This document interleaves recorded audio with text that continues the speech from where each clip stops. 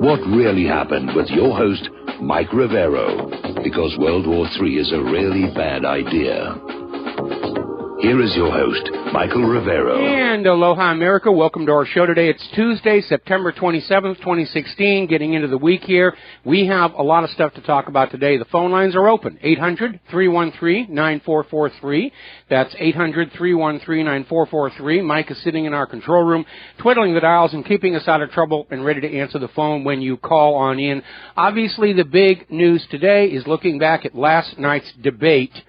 And the majority of the snap polls are showing Donald Trump won the debate by a landslide. Of course, if you're dependent on the corporate media, you'd be getting exactly the opposite. CNN is saying Hillary just swept it.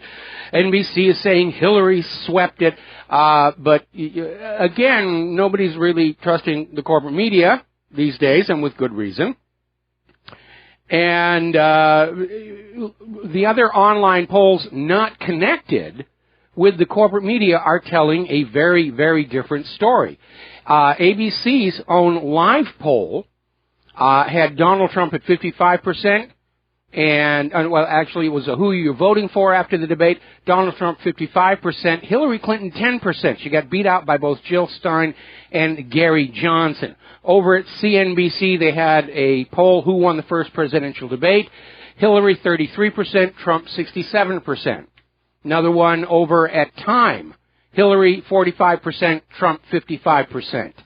Daily Variety, this is the surprise. Daily Variety is a trade journal for the film industry in traditionally liberal Hollywood, and Trump won that one as well. Donald Trump won the poll over at Drudge Report. Hillary 17, Trump 82%. Some other numbers out here. NewJersey.com, Hillary 37%, Trump 57%. Fox 5 San Diego, Hillary 33%, Trump 61%. Breitbart, Hillary 24%, Trump 75%. Right Scoop, Hillary 22%, Trump 71%. Truth Division, Hillary 15%, Trump 85%. Slate, Hillary 44%, Trump 55%. Politopinion, Hillary 22%, Trump 77%. Heavy.com, Hillary 25%, Trump 72%. The Las Vegas Sun, Hillary 18%, Trump 82%.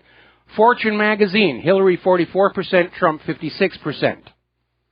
Shelby Star, Hillary 14%, Trump 86%. Roanoke Times, Hillary 12%, Trump 86%, on and on and on. Facebook has released the numbers of the traffic that was taking place during the debate as a measure of the candidate's popularity. Trump won that one as well. Overwhelmingly more discussions about Trump than about Hillary. We ran our own poll, of course, who won the debate, and it came out with Hillary Clinton 16%, Donald Trump 84%. Now, these numbers may or may not mean anything until you ask the question, did the debates actually change anybody's mind about the candidates? And so we had another poll that we ran on our website. How did last night's debate affect your vote plans? 3% said no change, I will still vote for Clinton. 88% said no change, I will still vote for Trump. 2% said I'm changing my vote from Trump to Clinton. 7% said I'm changing my vote from Clinton to Trump. So the net gain from last night's debate shows a shift toward Donald Trump. Now, WikiLeaks posted a comment to Twitter that looking at the online polls from all around the world, because the whole world follows our presidential elections, they want to know who's going to be dropping bombs on them next year. And the only places Hillary Clinton was winning was Saudi Arabia, Iran, for some strange reason, Ukraine, and Mexico. Now, the New York Post ran a story where they sent a reporter over to this historical bar, the Tin Lizzy. And basically they were watching people there who were undecided and Democrat. They were shifting toward Donald Trump by the end of that debate here. Newt Gingrich is out there declaring last night's debate a victory for Donald Trump. All right, let's take a phone call here. Jeff in Idaho. Aloha. Welcome to the show. What's on your mind? This is to eliminate the Lester Holt factor in the next debate. There's a website, if you can list it for the next 12 days after you look at it. It's called presidentialopenquestions.com. It's getting about 10 or 15,000 hits an hour on, and there's 2016 questions, and you can vote on which ones. And there's a lot of good material on Hillary corruption in there. So it's presidentialopinionquestions.com. If you can have a permanent link for the next 12 days, I think you'll get a lot of good things that aren't computer-related votes. Okay, let's see. That was presidential opinions. Presidentialopenquestions.com. Openquestions.com. Okay, that's why I wasn't getting it right. Yep. All right, I will post a link to that, and we'll get that up there right now. Yes, there it is. Now, I'm glad you brought up Lester Holt, because he went into last night's debate riding on a reputation of being fair and impartial, and he managed to savage himself pretty badly during the debate. Now, we're going to take a second here to do a shout-out to our on-air affiliates who are just now rejoining our network. We're talking about last night's debate between Hillary Clinton and Donald Trump. Jeff, thanks a lot for the phone call. I'm going to let you go here. Thanks, Mike. Keep it up. Thank you very much. And we're talking about Lester Holt's performance as the supposedly impartial and unbiased moderator for this debate, and he was anything but. Toward the last half of the debate, he started going after Donald Trump. He got into a bickering match with Donald Trump over the question of whether Donald Trump supported the Iraq War based on a single statement from a 2002 Howard Stern interview. Now, arguing with Donald Trump was supposed to be Hillary Clinton's job, not Holt's. And Holtz was clearly glossing over Hillary's problems. Donald Trump tried to bring up the email scandal, and Holtz said, "What do you have to say about that, Hillary?" And Hillary said, "Well, yes, it was a mistake in hindsight, and I've apologized for it." And Holtz just let her go with that. Let her move on in. Holt did not bring up Benghazi, the deleted mails, the Clinton Foundation, the fact that Hillary did vote for the Iraq War, and, of course, questions about Hillary's health. He was anything but impartial and unbiased. In fact, a story coming out of 12160.info describes Lester Holt as the third debater. And they were looking at how Donald Trump literally had to face off against Lester Holt in addition to Hillary Clinton. Now, Holt asked 15 exclusive questions to Trump, only 2 to Hillary. And as I said before, no questions about the emails, no questions about the Clinton Foundation, no questions about Benghazi. But he spent 20 minutes on the issue of Donald Trump's tax returns somehow being a threat to the nation. And I'm not the only person who's noticed this. Over at The Hill, they had an article. NBC's Lester Holt emerges from debate bruised and clearly partisan. And he absolutely was.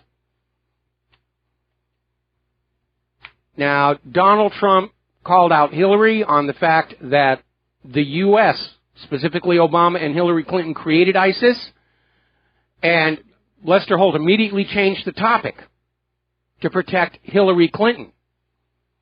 Now, Hillary Clinton kept saying Trump would start a war, Trump would start a war. There's no foundation for that. But let's remember, Hillary Clinton started a war in Libya and was threatening to start one with Russia and China. So what's going on with Lester Holt? Do they have blackmail information on him? Well, as it turns out, NBC, the Nothing But Clinton network, donated $5.6 million to the Democratic Party. NBC is fully on Hillary Clinton's side, and Lester Holt got the memo. And another article coming out of Breitbart, 5 times Lester Holt shilled for Hillary Clinton at the first debate. And it was way more than 5, but Breitbart is listing the 5 worst examples of when Lester Holt came on in to try and protect Hillary Clinton and attack Donald Trump. And here is where it starts to get really, really dark about what's going on. Story coming out of the Baltimore Gazette saying that Hillary Clinton's people got the debate questions a week ahead of time. And they got caught because apparently an NBC intern was seen hand-delivering a package to Clinton's campaign headquarters. Didn't go to a secretary, didn't go to a clerk, went right into the office, the personal office of Clinton campaign manager Robert Mook. And the reason this got noticed is members of the press corps recognized the NBC intern, but he was dressed as a FedEx employee. So it's getting really ugly out there. A lot of people were noticing toward the end of the debate, Hillary's finger started twitching. Now, PolitiFact is out there again in attack mode. They rated Donald Trump false for claiming Obama-Clinton regulations on coal cost Michigan 50,000 jobs. Then they go on to cite a source, the U.S. Chamber of Commerce, which is on record saying Michigan lost over 50,000 jobs to coal regulations. PolitiFact is just out there blatantly lying. All right, let's take some phone calls. John in Barbados, aloha, welcome to the show. What's on your mind? Aloha, Michael. Yes, I watched the debate last night, and as far as I'm concerned, the debate was even. I mean, I've got no axe to grind or fire in this, iron in this fire, but Trump was on the defensive, and with all the ammo that he got, he hardly laid a glove on her, only over the emails. So, I mean, it looked to me that Trump was letting her win. Well, no, what was doing is Lester Holt was basically supposed to be the referee in this game, and instead he keeps sacking the quarterback. But to me it seemed rather strange that, with all the information and the ammunition that he's got about Benghazi, the email scandal, the DNC scandal, everything that's come out of WikiLeaks. Yeah, but every time he tried to bring it up, Holt would let Hillary Clinton skate. Trump brought up the email scandal, and Holt says to Hillary, what about that? And she says, well, yes, in hindsight it was a mistake, and I've apologized for it. And Holt just let it stop at that point. The moderator was in charge of that debate, and very clearly he was there for Hillary Clinton, constantly attacking Donald Trump. This was not... I did notice, Michael, that I think he interrupted Clinton maybe 5 or 6 times, but Donald Trump nearly 50. Oh, he was constantly interrupting Donald Trump. He did not want Donald Trump to get any traction or any progress. And I think it's this perception that Holt was being biased and prejudiced is why so many people have come out saying that Donald Trump won this debate, because all he had to do was survive. Hillary had to deliver a knockout blow, and she failed to do that. And everybody saw that Holt and Hillary were trying to double team on Donald Trump, and he survived that, and that is what made it look like he was victorious. Now, again, this has not changed a lot of people's mind. Donald Trump's supporters are still supporting Donald Trump. Hillary's supporters are still supporting Hillary. There is a slight shift in the voters toward Donald Trump because of that debate. But again, very clearly at this point, Lester Holt has done himself a huge amount of damage, and NBC News is going to feel this. People are going to be less inclined to watch NBC News and Lester Holt because he was fully on display last night as being partisan. And that is not something you're supposed to see on news broadcasts. That's reserved to the editorials department. Yeah. I mean, as far as I can see, though, it was Donald Trump's job to bring up these misdemeanors and errors and little criminal Every time he kept trying to bring them up, you said it yourself, Lester Holt kept interrupting him. Well, it seemed to me that this debate was a bit more even than people are really admitting to, particularly Trump supporters. Well, I tend to disagree, and again, I'm relying on all those online polls. And by the way, even the corporate media, when they put up the online polls that are showing Trump winning by a landslide, they felt obliged to put up, this is an unscientific poll, and you should pay no attention to the results. You should pay attention to our scientific polls that have gone through statistical alterations. And they've been caught taking raw data showing that Donald Trump is ahead and somehow statistically weighting it to put Hillary out in front. I mean, it's that blatant.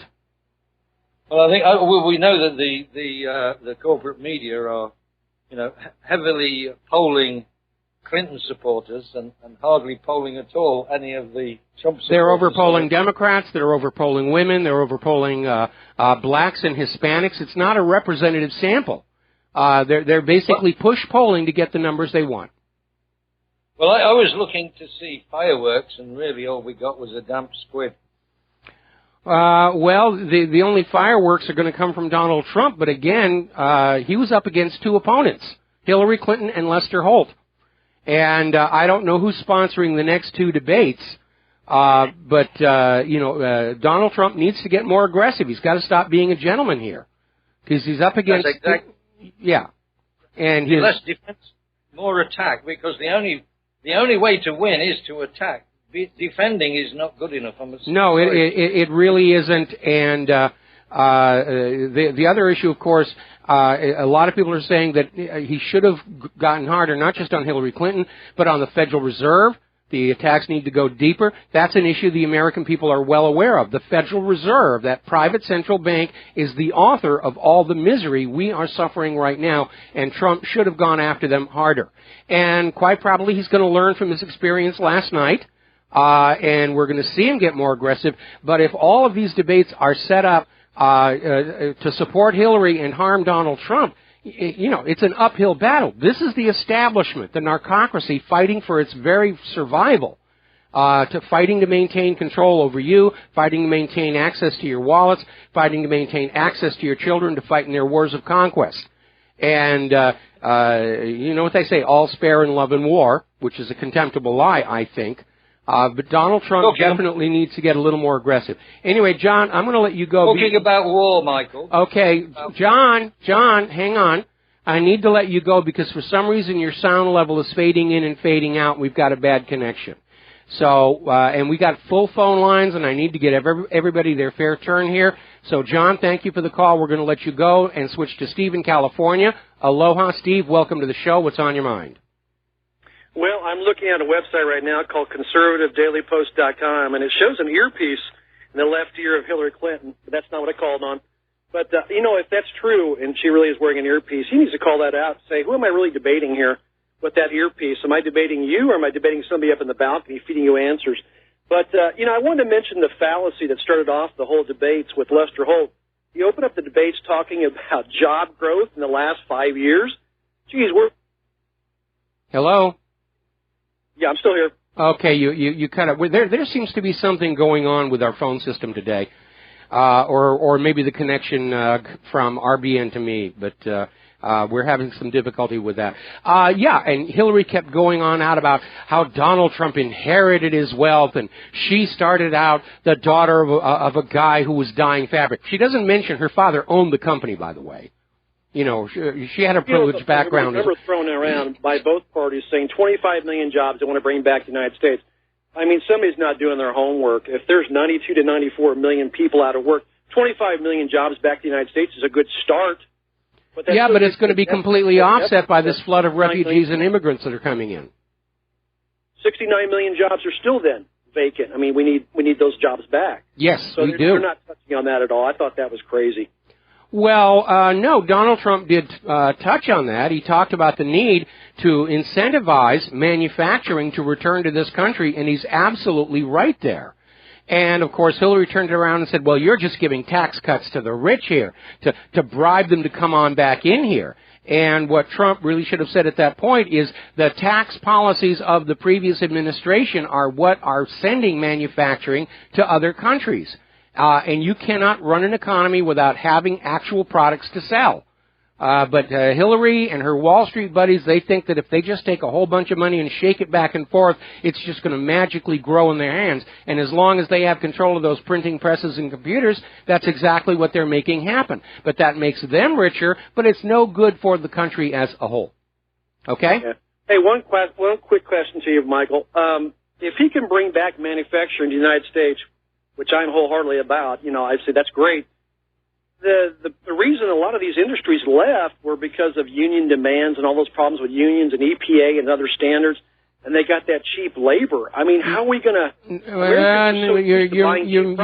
You're missing it. What triggered the offshoring of American manufacturing was a change in U.S. tax policy that allowed these companies to actually have more profits by shifting their companies to other countries. If you change the tax laws back, it'll be worth dealing with unions and problems. We got to take a break for commercials. Thank you for the call, Steve. We'll be right back. Aloha. Welcome back to our show here. Before we go back to phone calls here, here's a story that's coming out of truthfeed.com, and it's referring to a report that came out a month ago in True Pundit and didn't get the attention it deserved. Apparently, Hillary's lawyers worked out a deal with NBC that said under no circumstances would Hillary ever be asked cross-examination questions by the moderator. And that way she went in there, she had the questions a week in advance, they wrote up answers for her, she memorized them, and she recited it from the podium. And did you notice at the very end of the debate, one of Hillary's people just couldn't even wait for the camera to turn off, scampered in and grabbed whatever it was that was on Hillary's podium, got it out of there before anybody could see it. This thing was just crooked from top to bottom. All right, back to the phones. Ralph in California, aloha. Welcome to the show. What's on your mind? Hi, Michael. It's good to talk to you. I was wondering, do you have a posting or where we can see all the polls that you were mentioning? At work, I'm debating with some of the people there, and they're completely naive about Hillary's path. So I can show them all that because they're claiming Trump lost on the debate, Hillary won, but they're going off the CNN poll.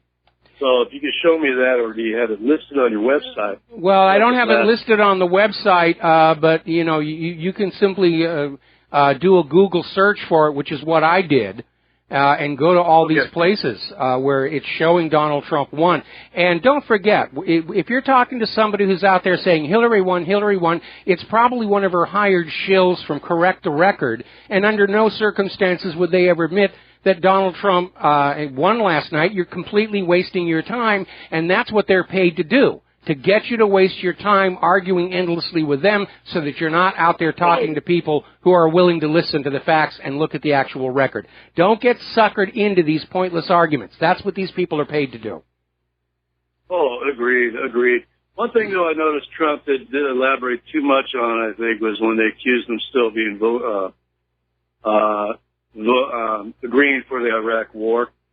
He kept on, I know that was a sore point to him, and then I go, well, you should have killed it.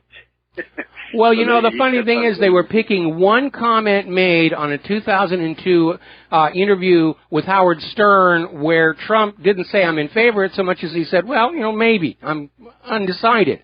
Hang on. Sean Hannity has now gone public saying that, yes, his recollection is Donald Trump was against the Iraq War. But there's an important distinction to make here. Back in 2002, Donald Trump was a private citizen. He had absolutely no influence over whether the war was going to happen or not, so his opinion about it doesn't really matter. Hillary Clinton voted for the Iraq War, and that should have been brought up at the debate. Exactly. You hit it right on. I appreciate that. And thank you, Mike. All right. I'll go and carry on. All right. Thanks an awful lot. We're going to switch to Mo in Florida. Aloha, Mo. Welcome to the show. What's on your mind? Hi, Michael. Thank you for taking my call. I just had a couple of observations and wanted to get yours. First of all, I noticed that when Trump came out, he seemed he didn't seem himself, and he's not the type of person that would shy away from an event like that, even though it was his first debate. I mean, he wiped out all of his other opponents. And I don't know what happened to him. I don't think he was threatened, but I don't know. But my question is this to you is, first of all, I think all this hype about Hillary's health, I think he was set back because, I can't, the woman's the most evil person, I think. I mean, I think about her the same way you do. Anybody that's done any research on her, she's just an evil-hearted person. Okay, we're running out of time. You need to get to the point. Well, my point is she looked healthy, and I think that took him off his game. That's my point. And also there was a question of Lester Holt having a mic in his ear, and I think that was against the debate rules.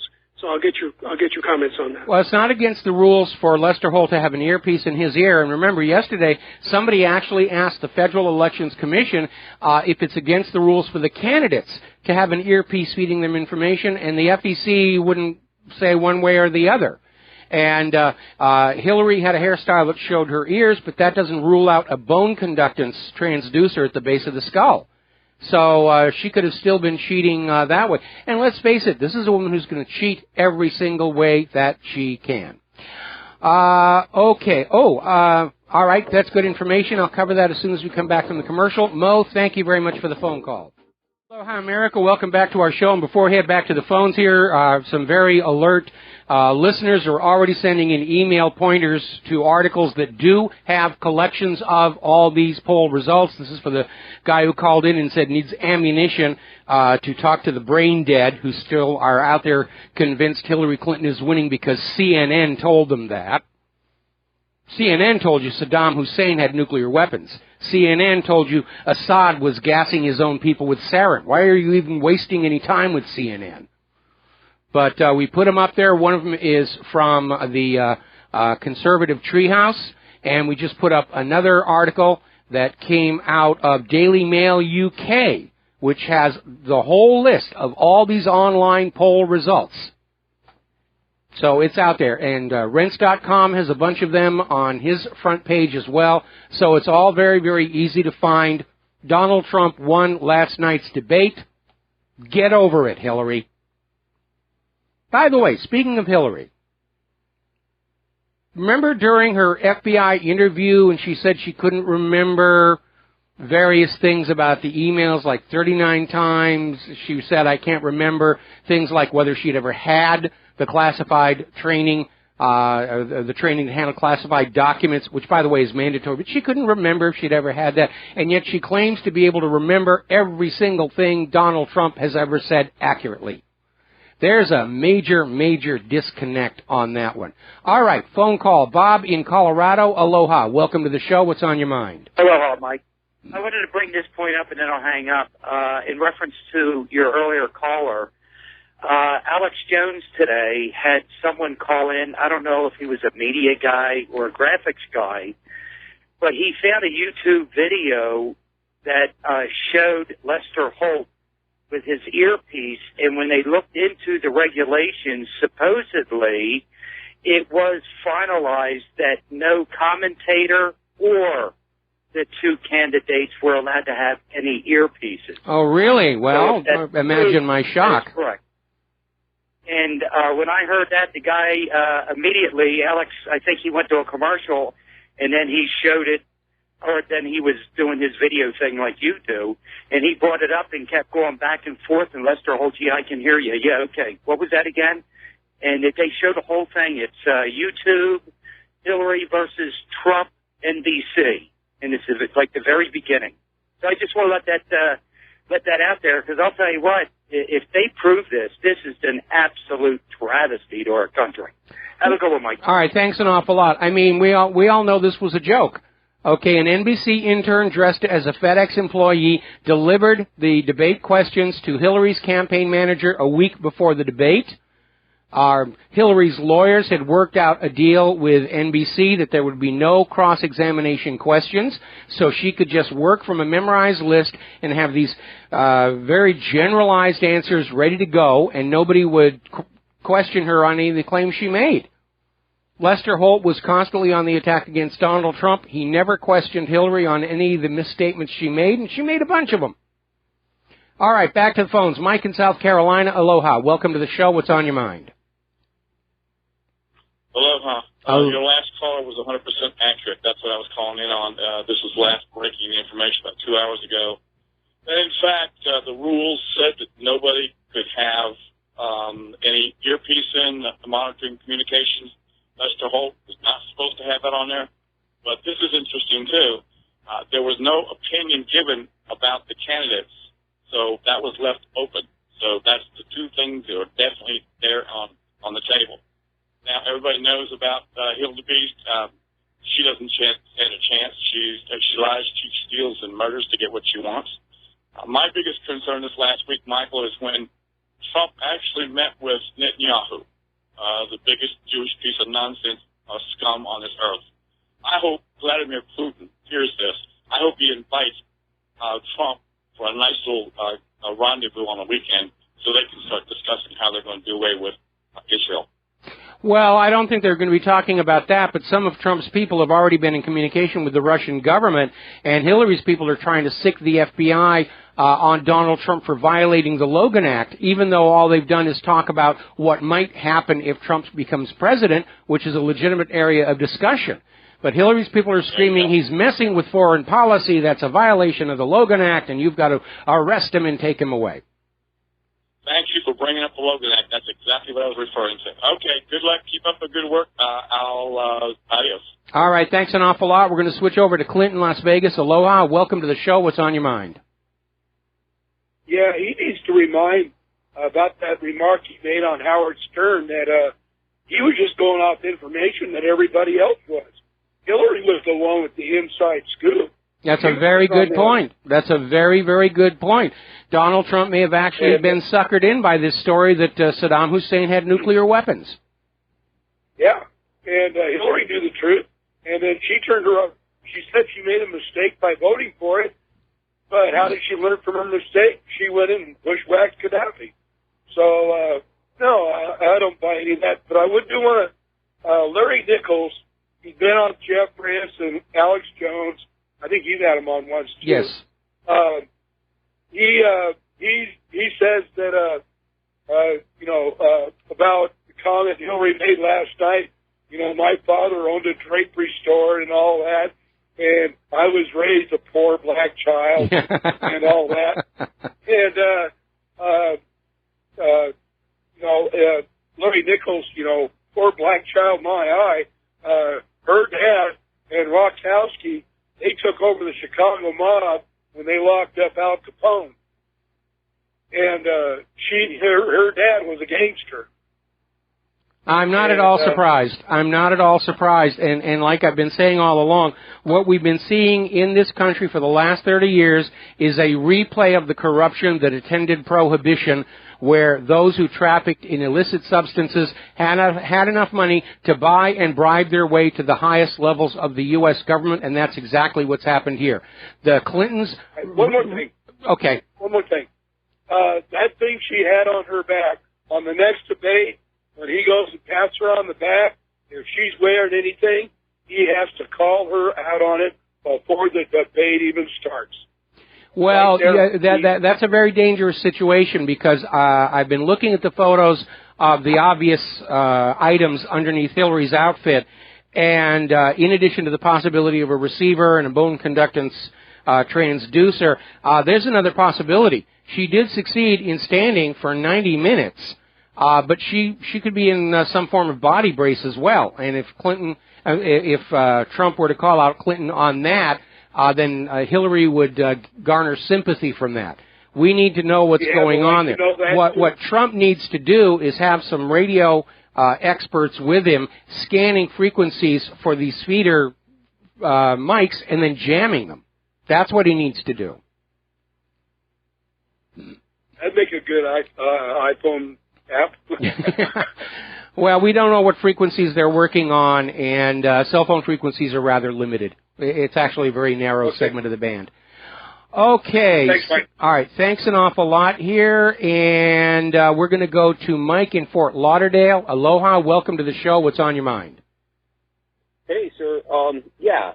I noticed I was told that Michael Savage's radio show was abruptly pulled off the air by WABC. Yes. Do we know, supposedly it had something to do with him speaking about the debate? Well, it was something about Hillary's health is the story that I heard, but WABC is starting to fire a lot of their flagship talent for not towing the Hillary line. I think Glenn Beck lost his seat over there as well. I know that supposedly the only way I could cross-reference is to find out, and I figure you would know better than I, that there's the webpage that Conservative Treehouse, and that's the only where I found it. It had a post from Michael Savage from his Twitter saying that he's been sabotaged on air to destroy the support for Trump, and then it said more later. But they replaced him with like some substandard radio guy. Totally took him off the air completely. Yes. It's like the Soviet Union, but now we've flipped the script. We're in Bizarro world where I grew up with Superman, and now Bizarro Superman's walking around. Yeah, very much so. Again, they're starting to let these things be seen publicly. They're trying to send a warning to the rest of the corporate media that they'd better toe the line or they're going to lose their jobs. And what the corporate media doesn't seem to understand is they're going to lose their jobs anyway because in supporting Hillary Clinton, they've destroyed their own credibility. They've destroyed the trust of their audience. And you cannot run a news organization when you don't have readers and viewers who trust you. And, sir, I just want to let you know, I just donated $200 to Trump because of what WABC did with Michael Savage. Well, good. I'm sure he will appreciate that. And what WABC did was very reckless, but I think they're trying to send a message. It's literally a campaign of terror. You know, you will toe the Hillary line or you will be without a job. And I'm a Rivero Ranger first, and thank you for doing what you do. Well, thank you very much here. And again, this stuff's been going on for 20 years. That's what happened to my career in Hollywood. But now they're letting it be visible. And that actually is a sign they're getting close to the final collapse here. Because as we have on this coffee mug over in our little Cafe Press store, the fastest way to bring down a dictatorship is to force them to act like one where everybody can see it. And WABC has just gone along with that. Okay, let's switch over here to Paula in New Mexico. Aloha, Paula. Welcome to the show. What's on your mind? Oh, hello? Yes, you're on the air. Aloha. Aloha. Michael? Yes. I lost you for a second. Yeah, there's something going on with there's something going on with the phones today. I don't know what it is. Yeah, I know. It's a great discussion you're having.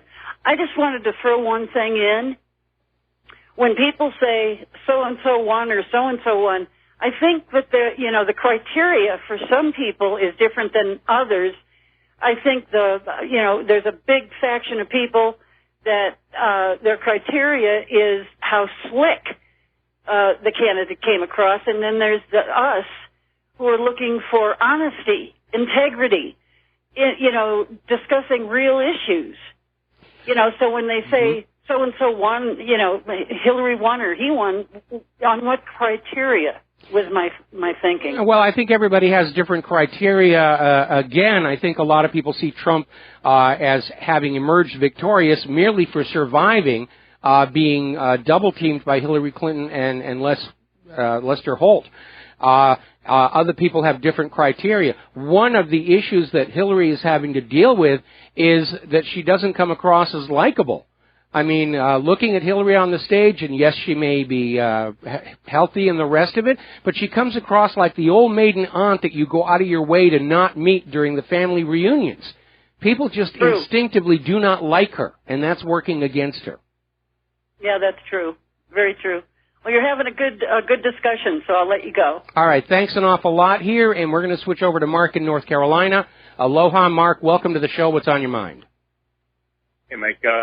Two things. One is I think that this thing backfired on the mainstream media, just like in the first debate when Megyn Kelly tried to ambush Trump. At that point, people saw through it right away.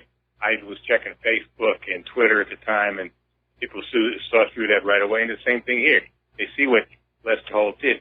The other thing is, I have a feeling they might have been injecting her possibly with steroids or with what's that other stuff called? Anyway, it was some kind of drug that was, that could overcome whatever seizures she's been having. I think that's what she's been having is seizures there. So I think that they must have been pumping some kind of a steroid. Oh, I'm sure they had the very best drugs that money can buy. They were getting her shot up before she went on there.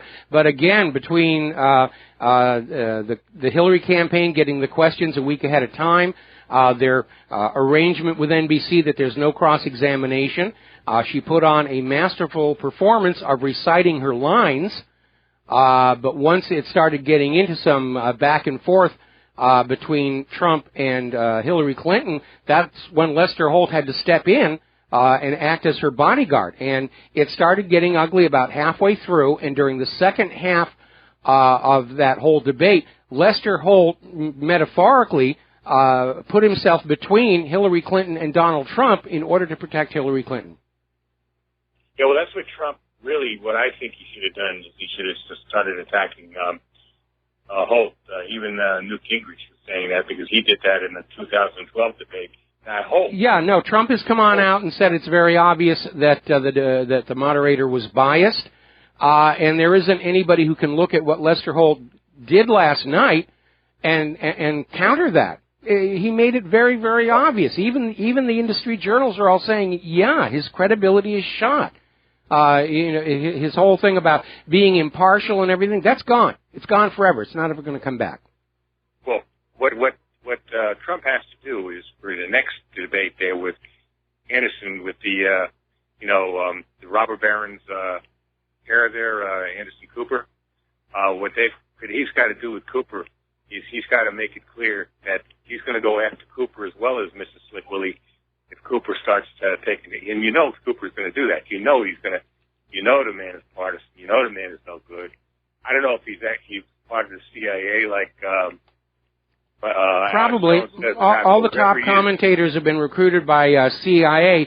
And remember, from the CIA's point of view, their risk of exposure, if Hillary is not able to steal the White House and Donald Trump gets in there, he's going to rip open that whole narcocracy. And the CIA's been neck deep in it all along. The CIA was smuggling opium in from Vietnam.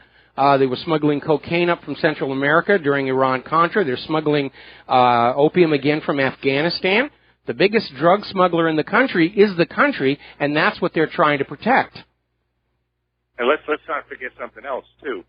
They were not only smuggling guns from Libya to Syria to the so-called rebels up there, but they were also, that poison gas, I'm almost sure it came from the CIA, and it was, smuggled to the so-called rebels there in Syria, because there was no reason for Assad to gas his own people, and those are Alawites mostly, that were gassed.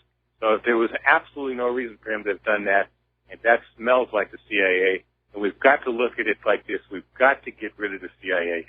It is an evil organization. It doesn't really protect the United States. Just the opposite. Needs to be disbanded.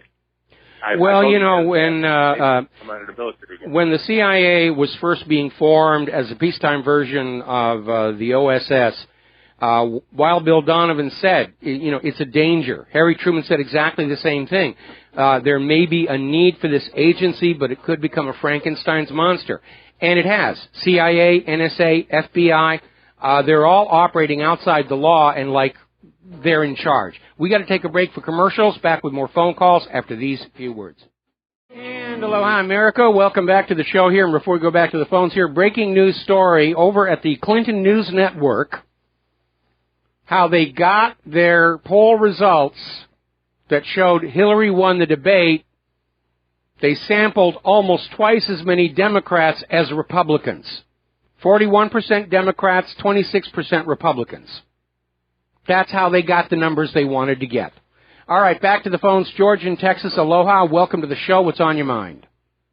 I'm not going to question about the substance of the debate, but one thing I kind of noticed, I know you've been in the business, show business for a long time. Mm-hmm. Do you think makeup and proper lighting can cover a multitude of illnesses on the stage? Well, that and a lot of post-processing in the video chain. And I've certainly, I actually wasn't looking for it last night, but I know that a lot of the videos from Hillary's rallies, they're definitely using that plug-in that removes skin imperfections, because when you look at those videos and then you look at the still photos taken at the exact same event, you can tell a tremendous difference. The still photos are showing Hillary's wrinkles and lines and all the rest of it. And I'm not trying to... Gesundheit. I'm not trying to say that, this is necessarily bad. We all get older. I'm getting older. I got gray hair. I'm getting wrinkles and the rest of it. But it shows Hillary's obsession with her image. And certainly anybody going into a debate has been hypersensitive about the issues of lighting and makeup ever since the Richard Nixon, John F. Kennedy debates. Because the people who listened to those debates on the radio thought Nixon had done better, and those who watched on TV thought Kennedy did better because he looked better. And so all of these things are factors. Well, I can remember when Al Gore was first debating George W. Bush. Al Gore tried to look like Reagan with the rosy cheeks and the hair. Yes. You noticed it. Yeah, that got a little thick. Well, but anyway, I just got one thing about the substance of the debate. Just thinking about it, which I think, which Hillary left an opening when Hillary sat there and said releasing his IRS records, to see how charitable he was. He should have hit back with the Clinton Foundation stiffing the Haitians on those donations. And all that stuff. And there's been another scandal that has surfaced. Apparently the Clintons have two separate foundations. There's the big one we all know about, and they have a second one, the Clinton Family Foundation. And apparently a lot of the money that's going in is just being shuffled back and forth between the two and always written off the taxes as a charitable donation. And it's just another way of gaming the system. And that is also something that Donald Trump should have brought up. But again, anytime he got close to any of the sensitive issues, Lester Holt would throw himself in to defend Hillary Clinton. And everybody saw it, and everybody knows it.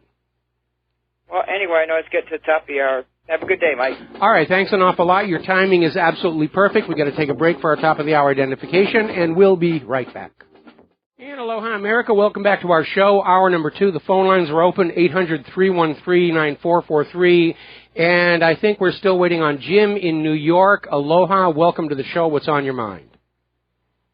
Aloha, Mike. How are you? Biodegradable. How are you, man? I'm good. Good to see you.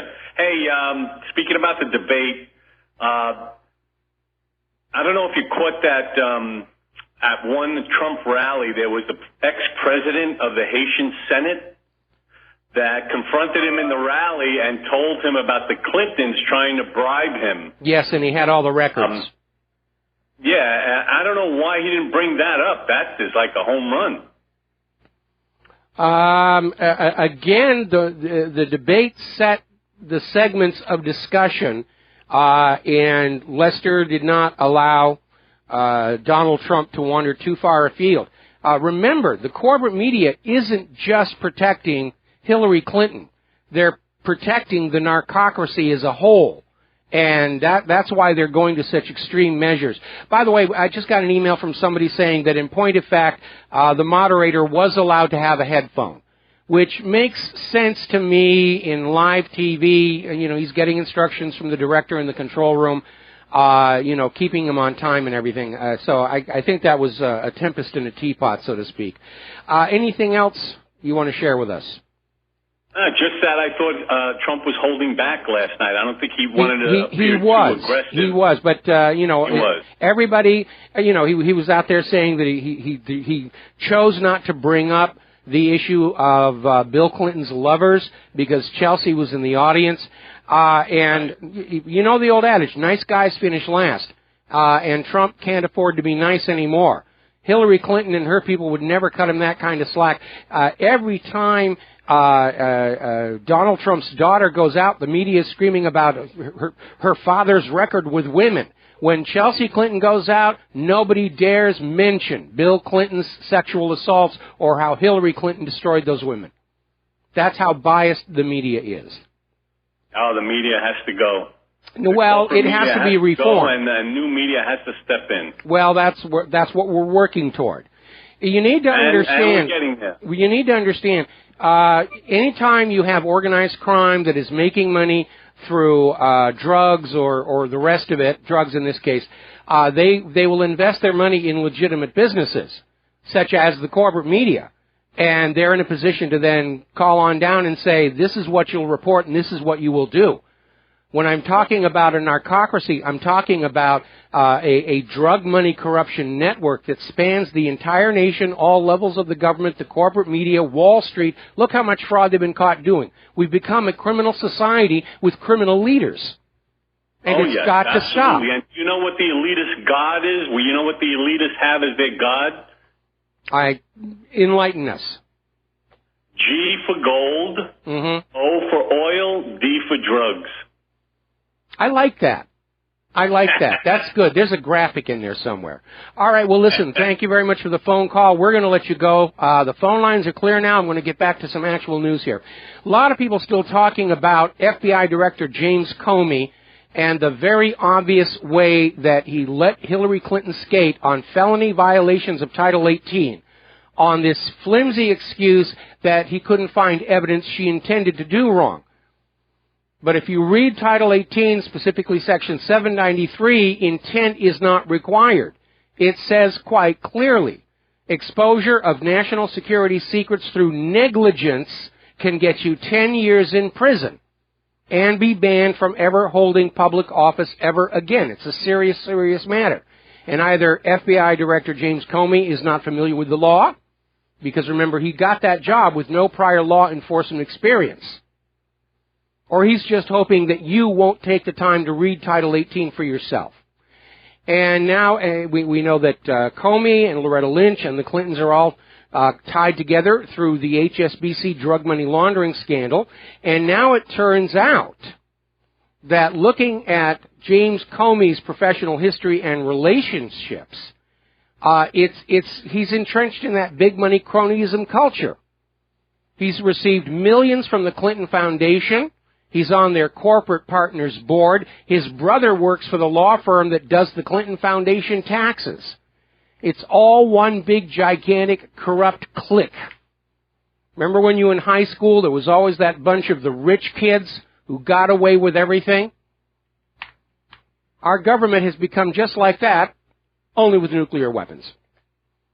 Now, we've already talked about Michael Savage getting yanked off of the air when he was trying to talk about Hillary's health. They're declaring war on the truth. Not just the independent media, but now the corporate media is also under attack by the narcocracy. And you would think that we would all try and band together in the face of a common threat, but no. All right, we already talked about the dual foundation and the money skipping on back and forth. We're going to take a second here to do a shout-out to our on-air affiliates who are rejoining our network at this time. And we're talking about, we're just getting into the war zones right now. Okay? Now, the U.S. has launched another attack at Deir ez-Zor, Syria. And they went on in and just bombed, and so I'm sure we're going to hear, whoops, our mistake again. We don't know why we keep making all these dumb mistakes of bombing the wrong people. It's just, it's that gosh darn F-35, the targeting system won't work. The F-35 isn't actually in service. All right, well, it's the F-22 and its targeting system. Our pilots are all blind, and all those Middle Easterners look alike to us, whatever excuse they're going to come up with. But they just went in and did a second attack again. Now, more and more of the foreign press are picking up this report that Syrian intelligence intercepted, decoded, and recorded a conversation between the U.S. controllers that were inside Syria, that were directing the war, and ISIS itself. And they're expecting that a translation will be available in a few days, showing unequivocally that the U.S. is using ISIS and Al-Qaeda in Syria to go against Bashar al-Assad. All right, let's see. We're going to grab a phone call from Wes in Idaho. Aloha, Wes. Welcome to the show. What's on your mind? Thank you for taking my call. Trump should have responded to Clinton's assertion that he did not pay income tax. Is that the second plank of the Communist Manifesto is graduated income tax. Not only that, the Grace Commission of Ronald Reagan in 1984 said that not one dime of our income tax goes to any government services such as roads or bridges. It all goes to usury, to the Federal Reserve, interest. That is. Well, actually, what Trump probably would have been better off saying is the fact that those years he paid no taxes are the years he wasn't making any money. Because his business career has not been success after success after success. There were years in which he lost businesses, and if you lose money, you don't pay income tax. And he probably would have been better off doing that. But instead, he wanted to turn around, and he had a good talking point. I'll release my tax records when you release those 33,000 emails, And, of course, Lester Holt stepped on in and said, no, we're not going to connect the two, and so forth and so on. Anyway, Wes, thanks a lot. I'm going to let you go. We're already way behind in our talking points. We're going to take another phone call from Alan in Chicago, and then I got to get back to the real news. Alan, what's on your mind? Mike, one quick point. You just talked about the rich kids getting away with everything. It reminded me of the Al Pacino movie, A Scent of a Woman. Yes. When the poor kid was going to go back to the college and he was going to the debate where they were going to just, throw him under the bus for whatever situation. And Al Pacino got up and defended him and he says, you need to take a flamethrower to this place. It's disgusting. And that's the way I felt last night. Yes. The way they treated Donald Trump. And I kind of think he was reserved, and I'm wondering if this is going to give him license, because you're talking about it and everybody else. Will it give him license to double-barrel her the next couple of debates for us? I think we would all like to see that. A lot of people were saying that Donald Trump was trying to keep the high ground the way Bernie Sanders did in the earlier debates, and look where it got Bernie Sanders. No, Donald Trump needs to understand this is a war. Hillary's people are out for his blood. And if he's the nice guy, he's going to finish last on this thing. And a lot of his advisors are saying he needed to get more aggressive. He needs to basically be in control of the discussion because basically Hillary and Lester Holt were directing the dialogue the whole evening. And they steamrolled over Donald Trump, and they didn't let him get near any of those sensitive narcocracy issues. So Donald Trump needs to be a lot more aggressive in the next two debates. People want him to be more aggressive, and he's got to listen to that. Otherwise, we're hearing that some of his advisors are saying he should just skip the next two debates. That would be a mistake. That makes him look like a quitter. So Donald Trump is committed to the remaining two debates, and he just has to go on in there and understand that he has to be just as aggressive and nasty as Hillary Clinton and those moderators, because they're all there to gang up on him. I heard somebody saying, and then I'll let you go, I heard somebody saying if they want to play This Is Your Life and bring back 40-year-old lawsuits that mean nothing and names of people that nobody know about, then if you want to go down your life path, Hillary, watch out, because there's a huge steamroller with your name on it if you want to play that game. If not, let's stick to the issues for the country. That's the way I look at it. Oh, absolutely. I mean, they've had to go way back into Donald Trump's past to try and find anything they can use as a weapon. But every time Donald Trump tried to bring the debate back to current issues and current affairs, Lester Holt either cut him off or deflected into some other aspect. When they got too close to certain issues, he'd say, well, we're done with this segment. We have to move on to the next one. He was very clearly in control of that thing, and he was there to attack Donald Trump, interfere with Donald Trump, make Donald Trump look bad, and make Hillary look good. And everybody, even in the industry, is admitting that now. And Lester Holt has destroyed his own credibility because he's obviously partisan. And along with damaging his own credibility, he's damaged the credibility of NBC News as a whole. At a time when the American people have very little trust and faith in the corporate media to begin with. Thanks so much for your time and keeping us informed, Mike. All really right. Appreciate it. Thank you. Thank you very much. Getting on back to the war zones here. As you know, Samantha Powers came on out denouncing Russia for barbarity in the bombing of the UN aid convoy. Now, at this point, there is zero evidence Russia or Syria had anything to do with it. The best evidence right now is that the Predator drone, which everybody knows was overhead, dropped a Hellfire missile on that convoy. And it was done in order to give the U.S. something to try and tarnish Russia with in order to offset the backlash, the fallout from the U.S. attack on the Syrian army. And the Russian foreign minister came on out and said, look what the U.S. has done in Iraq and Libya. That is the real barbarism.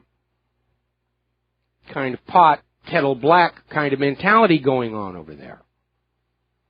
Now, Russia at this point is saying there will be no more unilateral steps in the cessation of hostilities because they're sick and tired of the fact that every time the U.S. calls for a ceasefire, the U.S. will use the ceasefire to rearm and resupply their pet terrorist groups. Everybody knows what the U.S. is doing. and they don't feel like playing along with the official cover story anymore. And I think what's going on is Russia is coming to understand that the American people aren't believing the U.S. government's propaganda any longer, and that gives them a great deal more latitude in how they can respond to these issues. Because what has restrained Putin and Russia's government is obviously fear of getting into a real full-on war with the United States, and so they've had to kind of dance around the world of fantasy created by the U.S. government out of their concern that the American people could be brought to support a war against Russia. But Russia, I think, is paying very close attention to what's going on in the independent media, and they've come to understand that the American people have lost trust and faith in the U.S. government. And Russia understands how that works because that's what led to the downfall of the Soviet Union.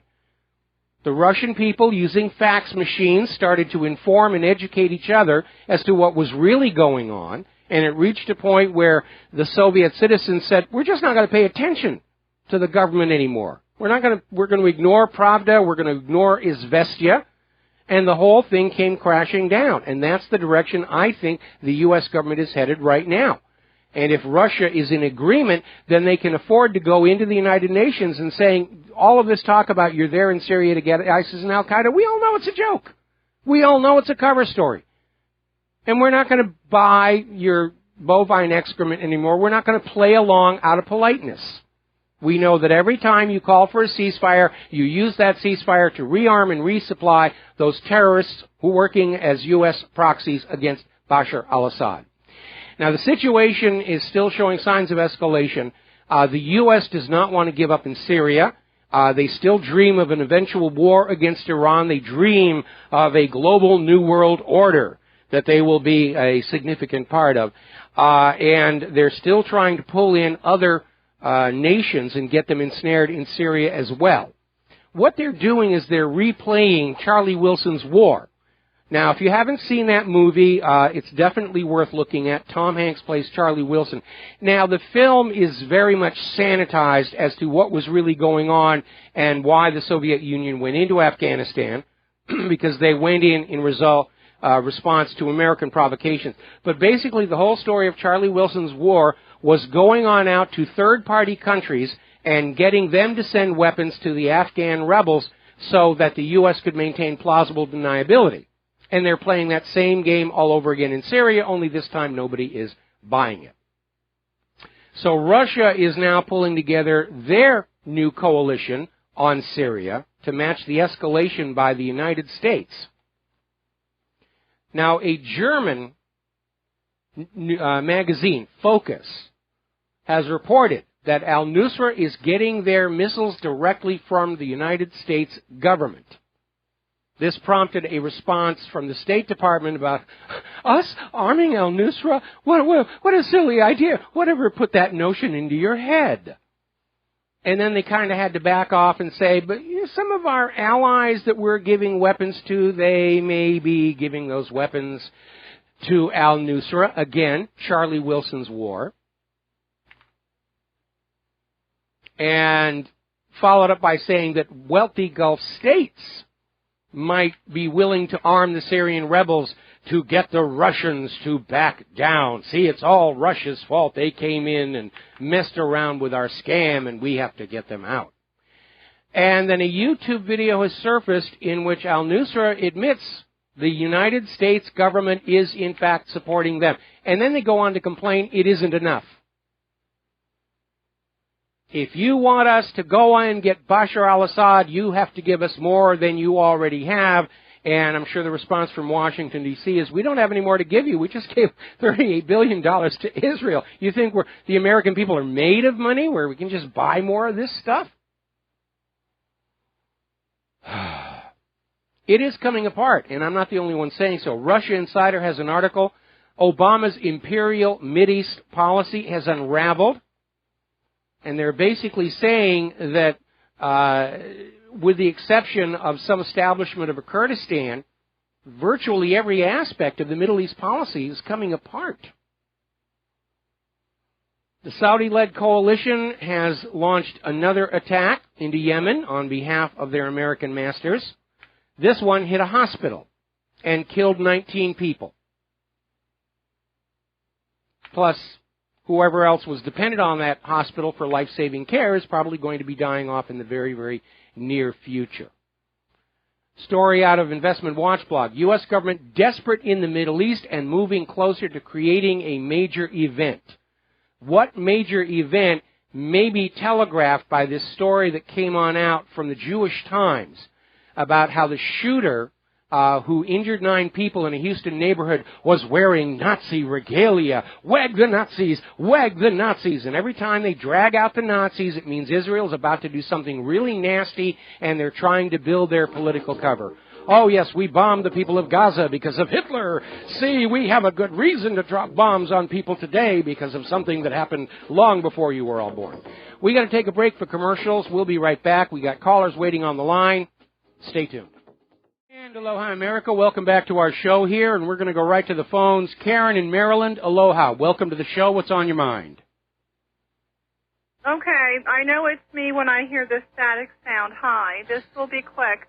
I would just like to suggest, instead of complaining about how the media handles things, there are websites that you can go to openly place these complaints where it could be that complaints about how the news works are not expected. One of them is complaints.com, another one is Complaint Board. But just, go and do a search on websites that offer a means for consumers to complain about the news. There's no reason that those complaints have to be limited to Target or to Starbucks. Yeah, but at this point, the corporate media is pretty much immune to public complaints. It used to be a situation where every time a TV or radio station's license came up for renewal, there had to be a public hearing in which there had to be testimony as to whether or not that radio or TV station was properly serving the community interest. But these days, those meetings, if they happen at all, are basically pro forma. They'll listen to the complaints, and the FCC will still renew the licenses involved. They've worked to make themselves immune to the will of the American people. It's not just politicians who want to be isolated from the will of the American people.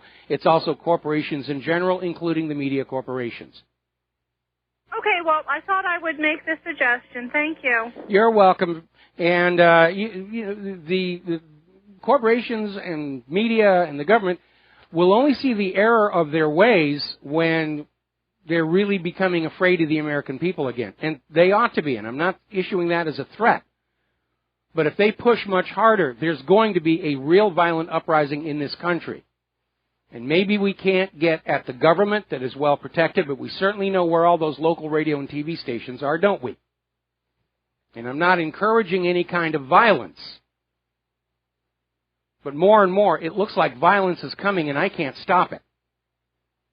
All right, let's go to Donna in California. Aloha. Welcome to the show. What's on your mind? Hi, Michael. It's about the debate. I want to make a comment. Okay. And I went into watching the debate already knowing they were going to sabotage Donald Trump. Yes. So, I prepared myself. But the first thing I noticed is her bright orange suit. And they put them right next to each other. And he had on like a dull kind of blue suit. And the whole time she seemed to be bright and shiny, and he seemed to be kind of faded.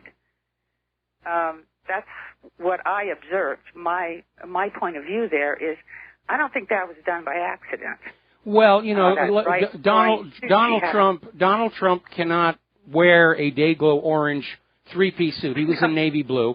I think it was a bad choice for Hillary to be dressed in orange because that's going to remind everybody of a prison, jumpsuit that are issued. Did you notice that Donald Trump was wearing an American flag pin and Hillary was not?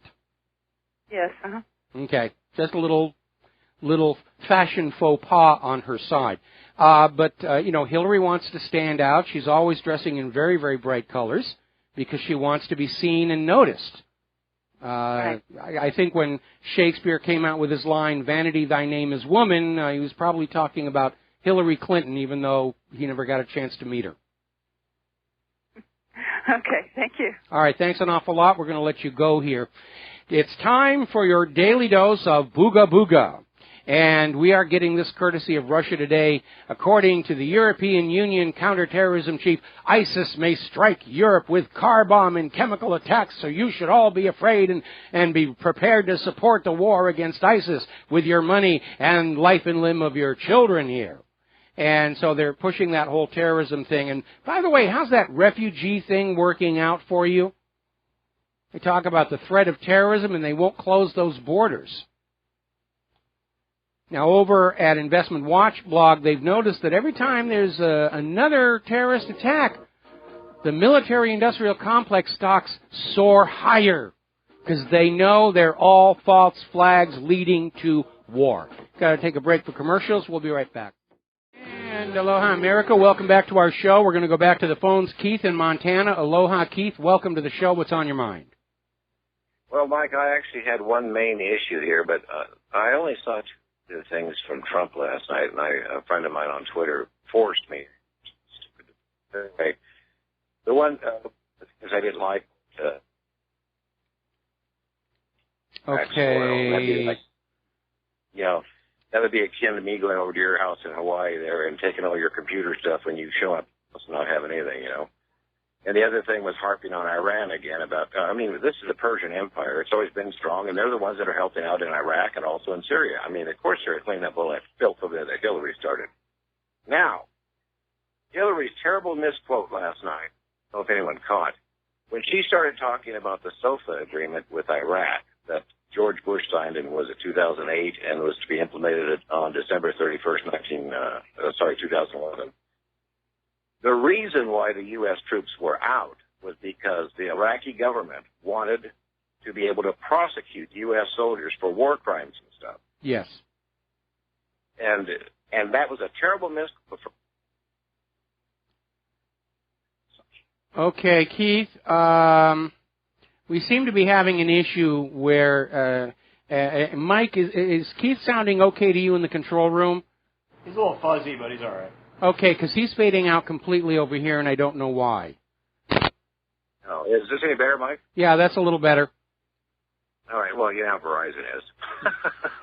But anyway, under that SOFA agreement, like I say, U.S. soldiers, they could only detain certain individuals for a period of 24 hours or 48 hours like that, which meant the end of torturing, all this stuff.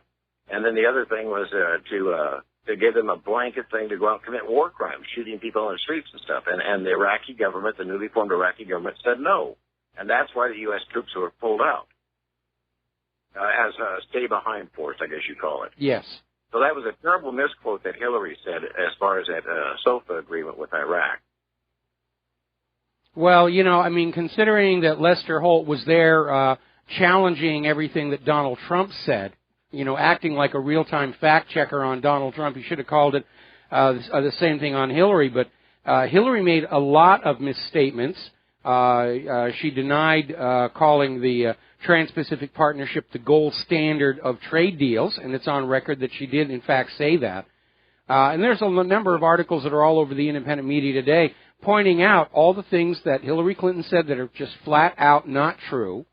And Lester Holt just let it all slide. Yeah. Well, the main thing, though, is that I surmised out of the entire thing, and what Mr. Trump was saying was that the U.S. policy in the Middle East has created this so-called ISIS COINTELPRO op that they have over there now. It had nothing to do with the pullout of Iraq and stuff. This was the power vacuum, of course, caused not by the pullout, but by all these governments that finally didn't want anything to do with the U.S., just like when the Iranian coup in '53. Yes. And finally the people rose up and says, get out. And we see this down in the Philippines now. People are tired of this, Mm-hmm. Well, I'm expecting the U.S. government to announce ISIS and Al-Qaeda are in the Philippines any day now. That should be some tropical island, Yeah. Okay. Anyway, I was going to say one other thing. Whenever I hear of anything in the news, whether it's Somalia, Iraq, Afghanistan, I always go to the GDP of that country and I look up what their resources are, and bingo. Yeah, it's pretty obvious. You know, in many ways, the United States has become the modern incarnation of the pirate kingdom of Tripoli. And Tripoli was where these Mediterranean pirates literally carved out a chunk of land for their own nation state where they could retreat to and be safe from arrest and interdiction, much as the same reasons for the creation of Israel. And now the U.S. is playing that same game. The U.S. is surviving by plundering the rest of the world. And they plunder them with that scam of using the U.S. dollar. These transatlantic, trans-Pacific treaties are more plundering and coercing these nations to subdue their own sovereignty to corporate interests. Same thing here in the U.S. It's a giveaway to corporate government. And I'm opposed to the idea of corporate government. It's the rise of a new fascism, or a new feudalism, if you will. Because corporate governments are like theocracies, totally unconcerned with the lives of ordinary people and only concerned with their own wealth and power and agenda. And everything we do is to serve the imaginary playmate in the sky or to keep the stockholders happy. And every other concern is of much lower priority. Well, that's akin to the same thing of the UXOs that aren't exploded over in Laos that daily kill and maim children, farmers, everything like that. And the same thing with Fallujah and the depleted uranium. I mean, this is the reason why we're supposed to have an international court for war crimes and stuff. Yeah, but back in the 1990s, the U.S. government went out to all these other countries and they got these treaties signed saying that no American official or military commander could be arrested on their soil for transfer to the International Criminal Court. And when that started happening, that was the first indication we had that the U.S. was about to launch a major global war, and they were planning on committing war crimes, and they wanted some kind of indemnification. Yeah, that's right.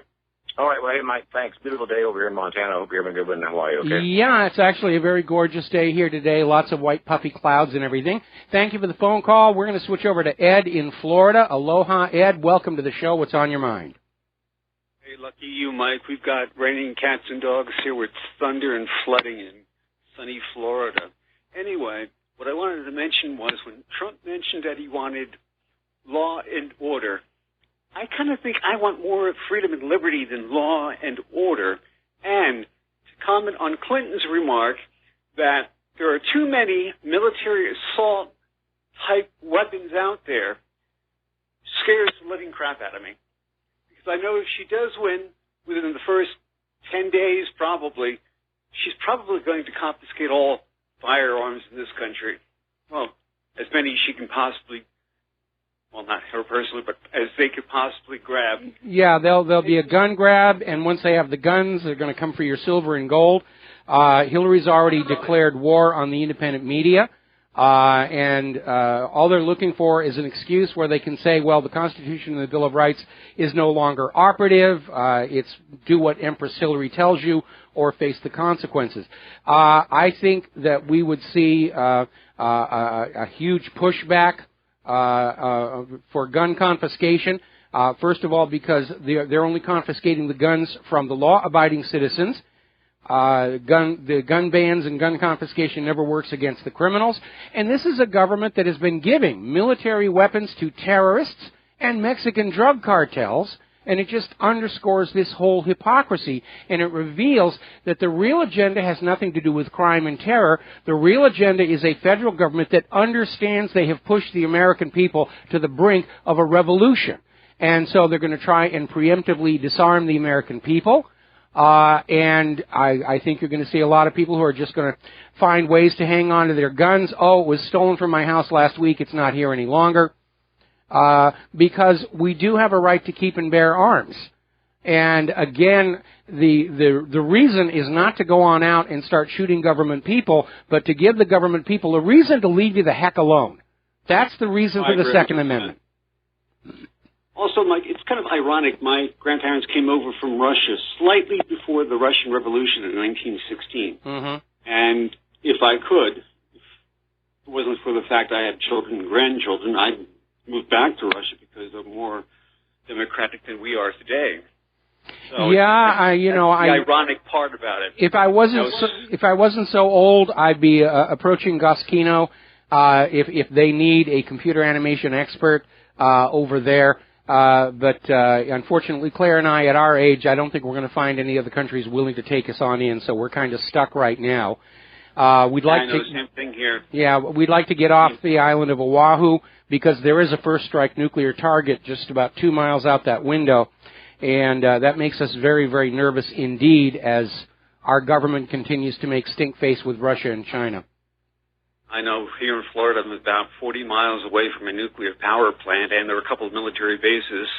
So, when those bombs do fall, the fallout will be probably the whole state of Florida. It'll just be ignited into one just big radiation zone. So I think it's a good time for somebody to start replaying On the Beach again on the cable channels here. And all this talk about first strike coming from the U.S. government, and it basically tells us they understand with our current generation of hideously expensive and badly broken weapons that a real shooting war with Russia may actually start with a nuclear attack rather than end with one, as was the case with World War II.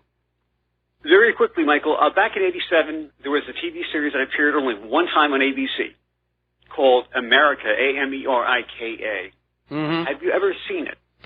And I've always wondered why they never rebroadcast that series until I went back a few years ago and watched it on YouTube when they would allow it.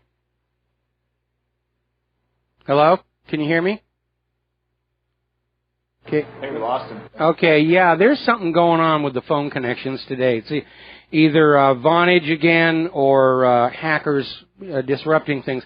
What's really interesting, having been in the film and TV industry for a significant part of my life, I remember looking at some of the older TV shows and seeing how well written they were, how willing they were to challenge the status quo. If you go back and you look at the original Star Trek from the 1960s, compared to the gloss and visual effects of today, it seems very, very primitive, and it is. But what made the original Star Trek of the 1960s such a hit was they had scripts that challenged a lot of conventional thinking. TV's first interracial kiss was on Star Trek. They took on issues of racism. And people who are watching Star Trek today don't understand that it was that willingness to challenge the status quo. And they did it safely by putting it out in the galaxy so they could say, well, we're not talking about problems with our government and our society. This is all science fiction. And the current Star Treks don't really have that courage. We have Picard and Q battling each other, and it's literally become a space soap opera. And that has really vanished from America's entertainment industry, that willingness to go on out and challenge the status quo and make comments about society. So we get all these endless remakes and repeats. The feminized version of Ghostbusters, box office bomb. The remake of Ben-Hur, box office bomb. Now there's a remake of Tarzan, predict a box office bomb. They're all playing it safe. They're all playing it politically correct. All right, listen, we still got a lot of phone calls to get through. Frank in London, aloha. Welcome to the show. What's on your mind? Hi, Mike. I just want to talk about the situation in Aleppo. Yes. I think it's pretty. If the Syrian Arab army takes back Aleppo, I think it's all done. And my feeling right now is that the American government is planning something very, very insidious, which is not going to be beneficial for us.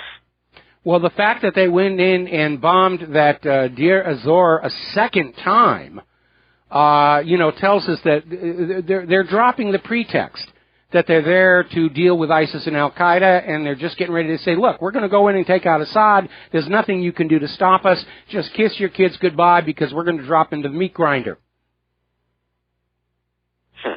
Well, Yeah, well, I agree with you entirely with that. I very, very, very much agree with that, and I think I think it's time now people really got to step up the ante against these people, and I've seen that the type of people Obama have surrounded himself with. I don't know what to make of him. I don't know if he's just a coward or if he's just very much part of it. It's very difficult for me to really. He's work very, out what very he's much about. part of this entrenched oligarchy, or he would not have been allowed to survive his first term in office. Because that's how entrenched and enclosed the narcocracy really is. Nobody's allowed in who's not willing to go along with the crime and corruption and the war campaign. And that's why they're so afraid of Donald Trump, because Donald Trump does not think war with Russia and China is a good idea. He gets to be president, he'll pull the plug on it.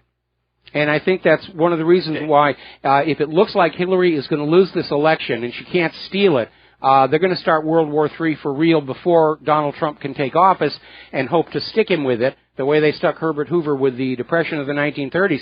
But Obama could fool them because he's a businessman. He's not as obsessed with his historical legacy as professional politicians tend to be. He could get into office on the first day and call up Putin and say, let's call this off, and Putin's going to say yes. China would need a little bit more schmoozing. But nobody wants a world war except the U.S. war industries and the bankers. Exactly. The bankers love a world war. Exactly. Well, another thing I'm thinking is going to happen is they may attack the Philippines or the Filipino government for maybe cutting down too many banana trees or something. They're going to cook up something against him. Oh, no, ISIS and Al-Qaeda are going to show up in the Philippines, but that's why they've dropped this whole South China Sea issue, because the Philippines was their front for that, and that's now gone. The Philippines is starting to approach Russia and China about aligning with them, and that's why the U.S. is now shifting back to North Korea as their backdoor to war with China. Yep, and I think good on him, because that makes political sense in my book. Anyway, thanks, Mike. All right, thanks an awful lot. We're going to let you go and switch to Kurt in Alberta. Kurt, I may have to take you to the commercial break. What's on your mind? Hi there. Well, you were talking about the stuff in Syria, and I guess there was another bombing there. I haven't heard that one until I heard it on your show.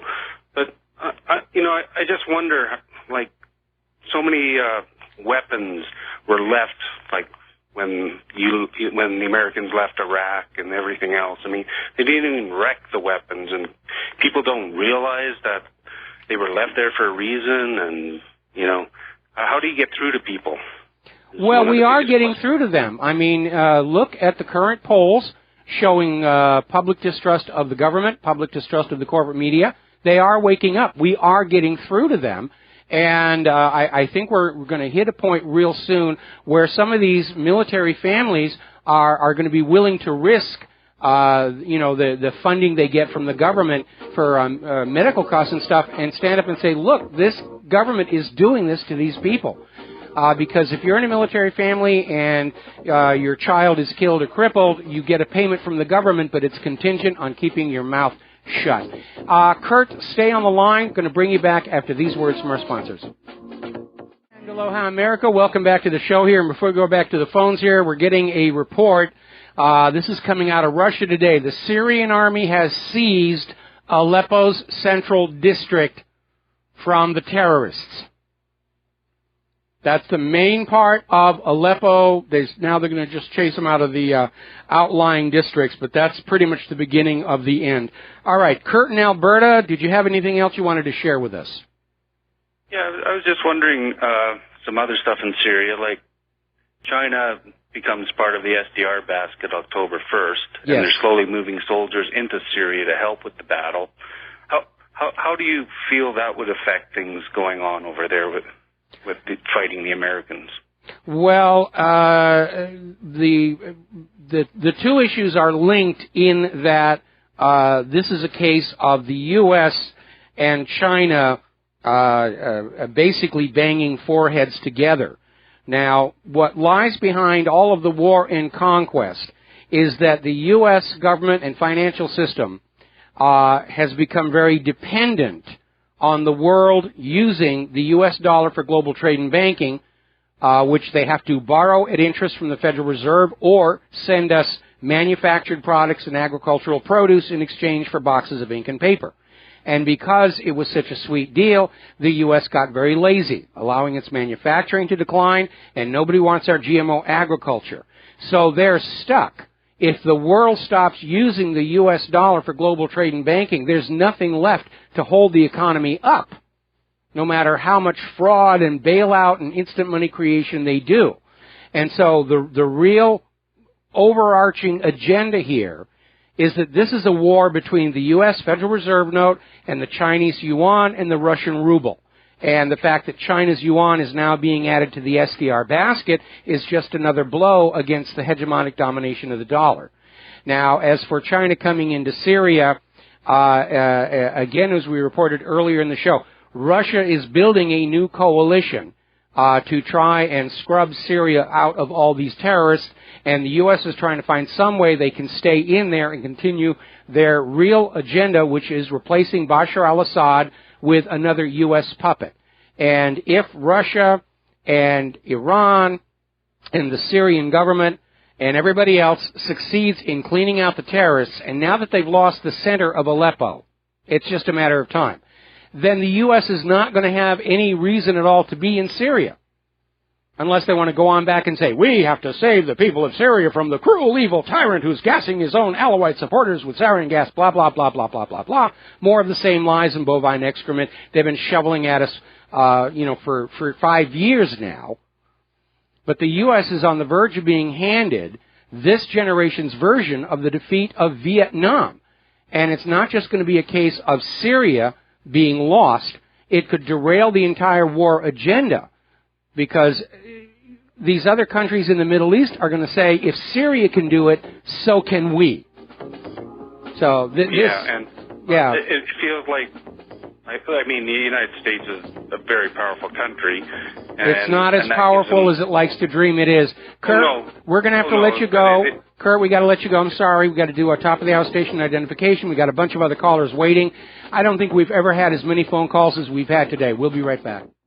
Hello, hi, America. Welcome back to the show. Hour number 3. The phone lines are open, 800-313-9443. In fact, the phone lines are loaded up. I don't think we've ever had this many phone calls into a single program since we began here.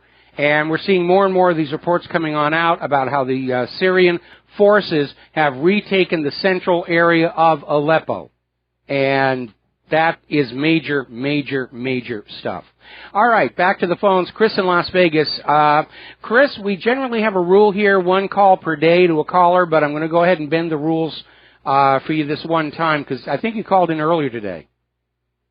No, not me. It's another Chris in Las Vegas. It's another Chris in Las Vegas then. You got too many Chris's over there. I mean, we're going to have to issue serial numbers. All right, what's on your mind? This is deplorable Chris in Las Vegas. Okay. I've got to fix it for the Donald Trump faux pas with the Lester Holt intervention. And that is simply whoever's negotiating the logistics contract for debates needs to insert a clause whereby they have a monitor listening to the direct wire feed going to Lester's earpiece to monitor for integrity of transmissions. Well, maybe it's time to just get rid of moderators, and we'll take the 2 candidates, Donald Trump and Hillary Clinton, dump them into an arena with chainsaws, and whoever comes out with the most bodily parts gets to be president, and the pay-per-view video rights would probably erase the national debt. Mano, I'm good for that. Also, I think Mr. Trump needs to cognize that you cannot play nice with terrorists. And to that point, and for my last point, if you recall Tina Fey early on the first so-called Obama appointment to the president office of CEO, she sang a song called There's a Terrorist in the White House. I think she meant to say the terrorists are running the White House, and that seems to be, unfortunately, the conundrum we find ourselves with Valerie Jarrett and many of the other actors in the State Department and the other so-called adjutants and other players that are involved with perpetrating the Zionist control scheme of the American government, using them as proxy army for Zionist. All right, well, let's corral it back in here again and stop trying to cast such a wide net here. But you're absolutely right. The U.S. government is a terrorist organization. When you look at all the false flag attacks, whether it's the Boston bombing, Sandy Hook, or 9/11, it is the U.S. government that is creating these terror incidents in order to frame other people for them. So yes, in point of fact, we have a terrorist government. And with the U.S. now documented as having supplied weapons and training and materiel to ISIS and Al-Qaeda in Syria, then the U.S. government is a state sponsor of terror. And I was always told that was a bad thing. Yeah, it is a bad thing. It's a tyrannical, despotic government. So I thank you very much, Michael. I'll make room for the other callers. And then I just called one time. Be blessed. No, you're absolutely right. I was confusing you with somebody else here, and my apologies on that one. Thank you for the call, Chris. We're going to let you go. Glenn in Philadelphia, aloha. Welcome to the show. What's on your mind? Hi, Mike. Boy, you darn near stole my thunder on that last call. I've got the perfect suggestion for a moderator. Vince McMahon. Since the debates last night drove the WWE ratings to an all-time low, it would be like a little throw him a bone, a little compensation for that. Have him be the moderator, make it a cage match, have Donald have one hand tied behind his back, and we'll do it as a test for stamina. Now, let's get ready to rumble. Does anybody have the viewership numbers on the football game that everybody was saying, oh, they're going to take the attention away from the debate? I don't think they had many viewers. Yeah, I know. It sounds like this was really quite the... This was the show. This was the show. Yeah. One other thing. 2 miles from a first strike target doesn't necessarily sound like a bad thing to me, Mike. In the event of a nuclear war, I'm not sure which is worse, being killed or surviving. Because otherwise you've got to deal with a zombie apocalypse if you survive. Well, I'm going to lean towards surviving, and I'll just deal with the zombies. I got a nice big sword on the back wall here that's very, very good at taking heads off. Yeah, it's kind of keeps the options open. Exactly. Now, the way I figure it, thank you very much. The way I figure it is, if we go to war with Russia, they're going to want most of the Pearl Harbor facility intact. They'll come in with cruise missiles, and from where we sit, it'll be a fireworks show. We'll be out there on the back porch there with beer and barbecue chips and just watching the show. If we go to nuclear war with China, because of the inaccuracy of their weapons, despite that whole Bill Clinton, L'Oreal thing, they'll come in with a big warhead, and there'll be a bright flash. 12 seconds later, the shockwave will hit, and we won't have to worry about our retirement anymore. Okay, so let's see. Alex in Florida. Aloha. Welcome to the show. What's on your mind? Hey, Michael. I wanted to say that I'm a Bernie supporter. I've told you that before. But I think that Donald Trump kind of surprised me yesterday. I think he gave Hillary a nice little spanking. I mean, I thought it was a brutal comment when he said, every poll I've looked at, we're tied, yet you've spent $200 million on negative campaigns and I've spent nothing. I mean, that right there said exactly what the truth is, or $100 million. Then he went on to say, every election period, you're up here telling us what you're going to do, but it's been 30 years and you've done nothing. That was a good point that he made. You know, he should have gotten onto the issue of, forget all the job titles you have had. What have you actually done? That's right. And another point that he made, which I thought was excellent, is that you did the server, you redirected the state gov email on purpose. To act like that was an accident or for convenience, it wasn't. That was on purpose. And I'm going to give him an A+. He basically made it look like that all the government, including Hillary Clinton, can't spend money. They're horrible with the budget, and he's right. And that's what he kept on saying when he went into the spin room. He kept on saying, I hate the way the government spends money. He should have reiterated again and again, Hillary has spent 20 times what I've spent, and we're tied in the polls. She's not qualified for the job, period. I just want you to know that if he can stay that consistent through the next two debates, I think hands down he'll get elected. I was pleasantly surprised to hear him debate. I thought he did a great job. I think it was his best debate. Again, all he had to do was survive to be seen as the winner, because everybody understands. Hillary and the corporate media have been ganging up on him since day number one. And so for Hillary to be seen as the winner, she had to deliver a knockout blow, and she failed to do that. We're going to take a second to do a shout-out to our on-air affiliates who are rejoining our network right now. And Alex, thank you very much for the phone call. We're going to switch to Brendan in San Francisco. Aloha. Welcome to the show. What's on your mind?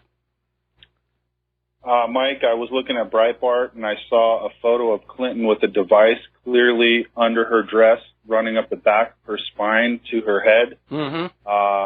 The other thing I thought was Netanyahu may have gotten to Trump before the debate. And I don't know if you discussed this, but I heard that Savage was pulled off the air. Have you discussed Yeah, this we at all? talked about that. He was commenting on Clinton's health. Yeah, and he got yanked. So he seemed a little subdued to me, and it's like a thoroughbred horse that's being hamstringed. I don't know why he didn't just come out and crush her. Well, again, Lester Holt was there.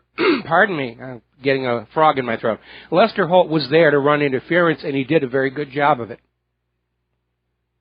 Okay. Real quick, Mike, you were discussing silver. I think that ammo is going to be more valuable than silver. Is there any new information on UN and Russian troops inside the United States, just to raise that topic? Well, the Russian troops who've been inside the United States of America were here for training, and to the best of my knowledge, they've gone home.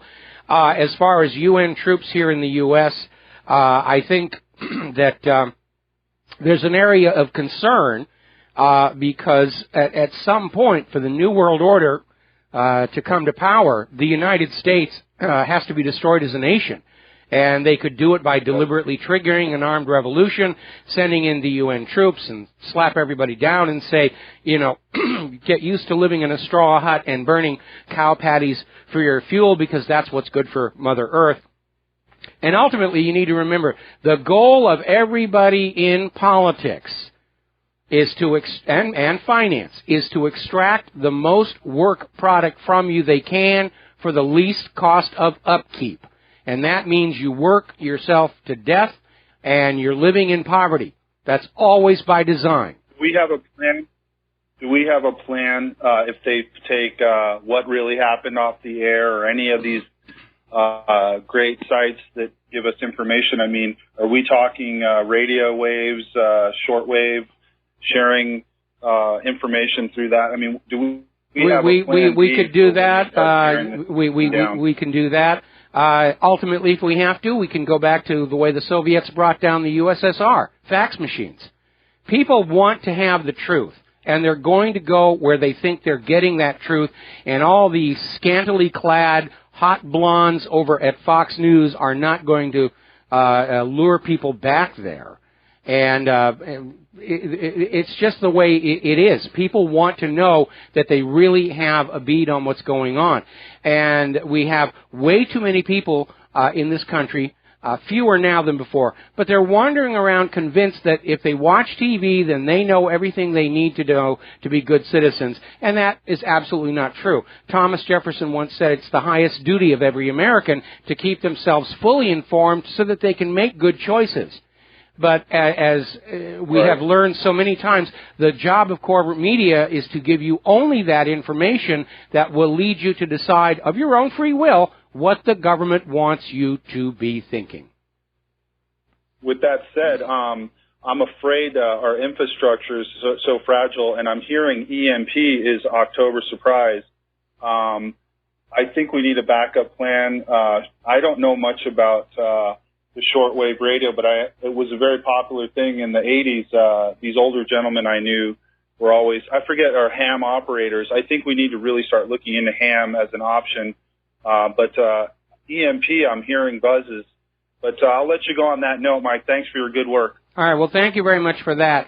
Now, EMP is a phenomenon that's been known since the early days of nuclear testing when they discovered it out here in Hawaii, that a nuclear weapon fired above the Earth's atmosphere creates this giant kink in the Earth's magnetic field, which in turn can induce all kinds of voltages in very long wires, power distribution networks.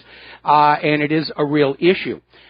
Small devices like cell phones are going to be immune to it because they're just not big enough for the imp to have enough length to induce a voltage there.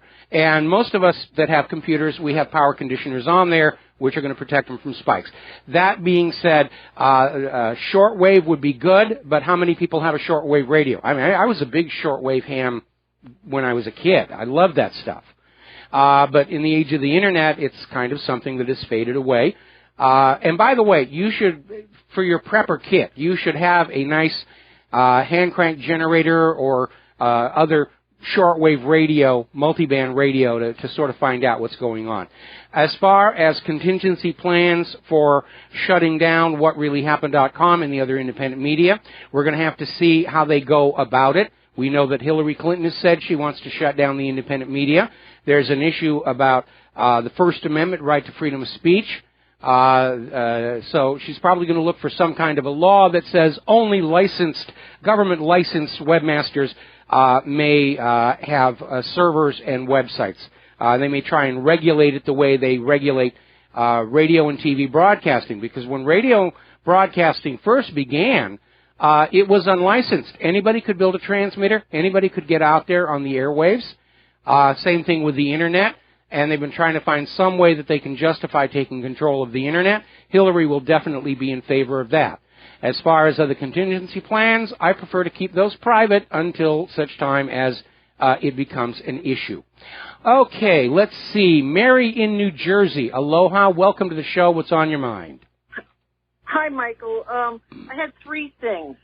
One, I was disappointed in Trump.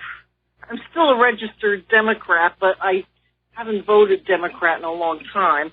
But anyhow, I was disappointed that he held back. It seemed like he was searching for words because he's usually so articulate and comes out with stuff so easily, and he was searching for the right way to put things. So he took longer to take it. And I was thinking, I hope he's not going to double cross us. I hope he's not really like what's his name did during the Obama, I forgot, that Mormon guy. Romney. Yeah. Are you there still? Yeah, I'm still here. I have two other things to say that I noticed. I didn't hear anybody mention it, but Hillary Clinton said something about she has a granddaughter who's 2 years old. Where did a granddaughter come from? Chelsea. I never heard of it. No, Chelsea has a little tiny one. Oh, I didn't know that. Yeah. Okay. She did get, okay, I didn't realize that. Okay, I guess I'm not keeping up on Chelsea. So, and also, I wanted to say something else, because when I first started becoming aware of some of these, like a lot of discrepancies going on a few years ago, so I looked up fact check, because my son-in-law would always look up stuff on fact check, so I looked to see who funded it, and it was like some rich guy. He was a conservative, but then Bill Ayers took over, and he assigned Obama as a member. That was some organization. Yeah, but you need to be careful, because these organizations turn out to be just as corrupted. Everyone's talking about how the Clinton Foundation has a top rating by this Charity Watch organization, but it turns out the Charity Watch organization got a $20,000 grant from the Clinton Foundation. So that's how that works. And there are a lot of these so-called fact check. I looked it up then. I just found it on the blog too. And that's basically Obama and Bill Ayers started it back in I guess shortly before he became a senator. So he said he didn't have any conflict of interest because he wasn't involved with at the time I read, he wasn't involved in political stuff. Okay? So that's where this organization stems from, anyhow, from the Chicago Annenberg Challenge. And that's all I wanted to say, but I hope that Trump is sincere and doesn't double-cross us. Pull a fast one. Well, it's obviously an area of concern, but as I keep telling everybody, if you're looking for a moment of enlightenment regarding the election, stop thinking about whether you've got a reason to vote for Donald Trump and just think of all the reasons you have to vote against Hillary Clinton. I'm definitely voting for Trump. Okay. No way that I vote for Clinton, but I'm not looking for a reason not to vote for him, but I just hope that he's on the up and up and he doesn't, act like he's against Clinton and then he's really behind her, because he was a Democrat at one time and he supported her. Well, at his age, I mean, in the age where Donald Trump and I were born, everybody was either Republican or Democrat. Right. These days, I think only 40% of Americans still declare a party affiliation. Everybody else has sort of like walked away and said, this is nonsense, we're not going to waste our time. Yeah, I don't have it. I okay, am a Mary, I'm sorry, I'm going to have to cut you off. You talked into the commercial break, and we're going to have to let you go because I got other callers and we're running out of time for the rest of the show. So thank you for the phone call. We're going to let you go. We'll be right back after these few words. Aloha, America. Welcome back to the show. And before we go back to the phones, here's some developments coming out of Syria. Apparently, the Syrian army has destroyed the terrorist centers in eastern and western Damascus. This is mostly in the area of Ghouta. And so it looks like this is all over but the shouting. It's all over but the shouting there in Syria. This will be over by the weekend, unless the U.S. goes on in and just nukes Assad or something stupid like that. All right, back to the phones. Kathy in Massachusetts. Aloha. Welcome to the show. What's on your mind? Hey, Mike. Hey. Listen, I was thinking about, you were talking with an earlier caller, and you had said that the United States actually aiding and abetting the terrorists is documented. Is it documented, or is it just like RT and different journalists? No. What it is, there's a couple of different sources. Partly it's the emails that have been pried loose from the State Department by Judicial Watch, and there are apparently some declassified State Department documents that were made public on the normal schedule of declassification, and people looking inside began to see the indications about what was going on. So there are multiple sources. And now, of course, we have that video by one of the leaders of al-Nusra saying, yeah, the U.S. is giving us weapons. They're not giving us enough. Okay, but so in a sense, with the video, we have to take this man who's supposedly, who's a terrorist, we have to take his word.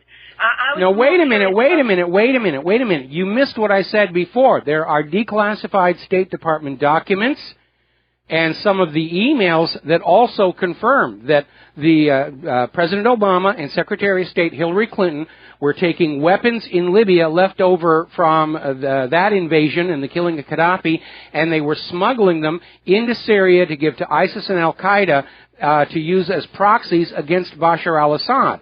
And the consulate in Benghazi was the hub for the smuggling operation. That's why when the attack finally came, they didn't want anybody to go on in there. They needed that place burnt to the ground to destroy the paper trail. Okay, so is it possible, do you think, or do the listeners think, that prosecutions can be started because this is a violation of the Patriot Act? It's a violation of the Patriot Act. It's actually treason, giving aid and comfort to an enemy in time of war. We've all been told ISIS and Al-Qaeda are these enemies of the U.S. to be feared, and then we find out our government is giving them all these military weapons. And like I said, they're replaying Charlie Wilson's war, where the U.S. wanted to go up against Russia, but didn't want to do it openly. So they had Israel and Egypt and Saudi Arabia supply weapons to the Mujahideen in Afghanistan to use against Russia, and they're replaying it again. The U.S. wants to get Assad out. They don't want to do it openly because the American people are sick and tired of all this war. So they were getting all these other powers in the region to supply weapons to al-Nusra, Al-Qaeda, and ISIS. And now they're basically saying, yeah, we all know it was originally sourced in the U.S. If you haven't seen that movie, Charlie Wilson's War, you need to. And it's a very sanitized telling of what happened, but it is what happened. I have seen it, and I just wanted to add one more thing. I used to have this little theory about the name ISIS, and I thought that Al-Qaeda was specifically named in the Patriot Act. It might be. I looked for it. I couldn't find it. So I thought the switchover was because it was eventually going to become obvious that we were, supplying terrorists with weapons and so they changed the name from Al-Qaeda to ISIS. But now, as I read it, well, carefully, it just says terrorists. It doesn't matter what their name is. Well, the reason for the reason for the rebranding and the name change is that somebody, I guess at CIA or whatever, decided to call their manufactured terror group Al-Qaeda, which means the base in Arabic. And it's thought to refer to the database, which was the collection of the Mujahideen fighters from Afghanistan that were recruited for more clandestine proxy war by the CIA. And then somebody pointed out that in Arabic slang, Al-Qaeda means a toilet. And Araish Al-Qaeda means I'm going to the toilet, and obviously you cannot be this feared international group of terrorists with a name like toilet. You know, I'm here from the toilet, I'm here to blow up your buildings, and everybody starts laughing, and we get Jeff Dunham and Ahmed to say, silence, I kill you. All right, Mary, we're going to, Kathy, we're going to let you go here. I got a long list of calls to get through. We'll be right back.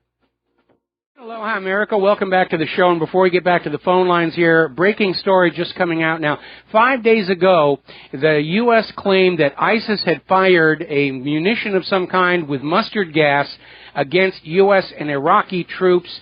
And I was looking at this article here that was over in CNN, the Clinton News Network. And they have this really interesting quote saying, no U.S. troops were hurt or have displayed symptoms of exposure to mustard agent, and there's a very good reason for that, because Fox News is now reporting laboratory tests on the shell failed to detect any mustard gas residue, or Saddam's nuclear weapons, or Assad's sarin, or any of that other stuff. It's just more shouting, booga booga, terror, terror, chemical weapons, you must support the war. Propaganda. That's what's going on here. All right, back to the phones here. Rick in Nevada, aloha. Welcome to the show. What's on your mind? Yes, Mike, I have a very Trump-like suggestion for the Republican candidate as to what to do about Michael Savage's firing, and that is to boycott Cumulus, and if the advertisers don't want to play ball and pull their advertising, boycott the advertisers also. I think it's high time that we start organizing national strikes and boycotts against these people and hit them where it's really going to hurt, which is in their wallets and their stock prices. Did you catch Crooked Hillary's smug look, as though she knew that the New World Order and the Bilderberg Group had guaranteed her a royal flush election win? Well, she doesn't have that smugness as much as she used to. I mean, she began this campaign just with this look of self-assurance and personal entitlement, but it's starting to slip. I think that video that came out last week where she's out there saying, why am I not 50 points ahead? She's beginning to realize she could actually lose this thing, that Donald Trump could have such a huge landslide that the vote riggers are not going to be able to flip it around. And Trump is out there pushing this idea that everybody who votes for Donald Trump wear red on Election Day. I've already got my red shirt. I'm going to be wearing it on Election Day. And everybody who's voting for Trump needs to dress in red so it's immediately obvious. Okay, and we just lost our connection here. Oh, the wonders of modern. Okay, are we back? Yes, we're back now. And the wonders of modern technology living in third world-istan United States. Okay, so Mike, who are we on right now? I think we lost Rick, and James is next? Mike in Tennessee. Mike in Tennessee is next. Okay, Mike, aloha, welcome to the show. Sorry for all the technical goofs, and what's on your mind? I've been listening to the callers that come in and try to identify Donald Trump's demeanor, and this is what it was, because he's not a politician. He's just a guy, but he's a business guy. That was a gentleman's response. He was being a gentleman. Mm-hmm. He was showing respect and not wanting to be a bully, because at his core he's a gentleman, and that's what you were seeing come through last night. I don't know Donald Trump other than just an observer and being in business and observing him for what time he's been in the public eye. That's all that was, and I truly respect the guy because he's going out there in a different arena doing something that he's never done before, but he is very passionate about trying to do what he's doing. As the slogan goes, take back America. And I don't have his yard signs in my yard, but I do support people wanting to get the best option if there's an option. I just hope the guy hasn't been leveraged, and I hope he gets in there and cleans house. Well, I certainly hope he gets in there and cleans house. I mean, this is an opportunity to break that iron grip of the narcocracy that's been strangling our nation for 30 years now, and it's time to get them out.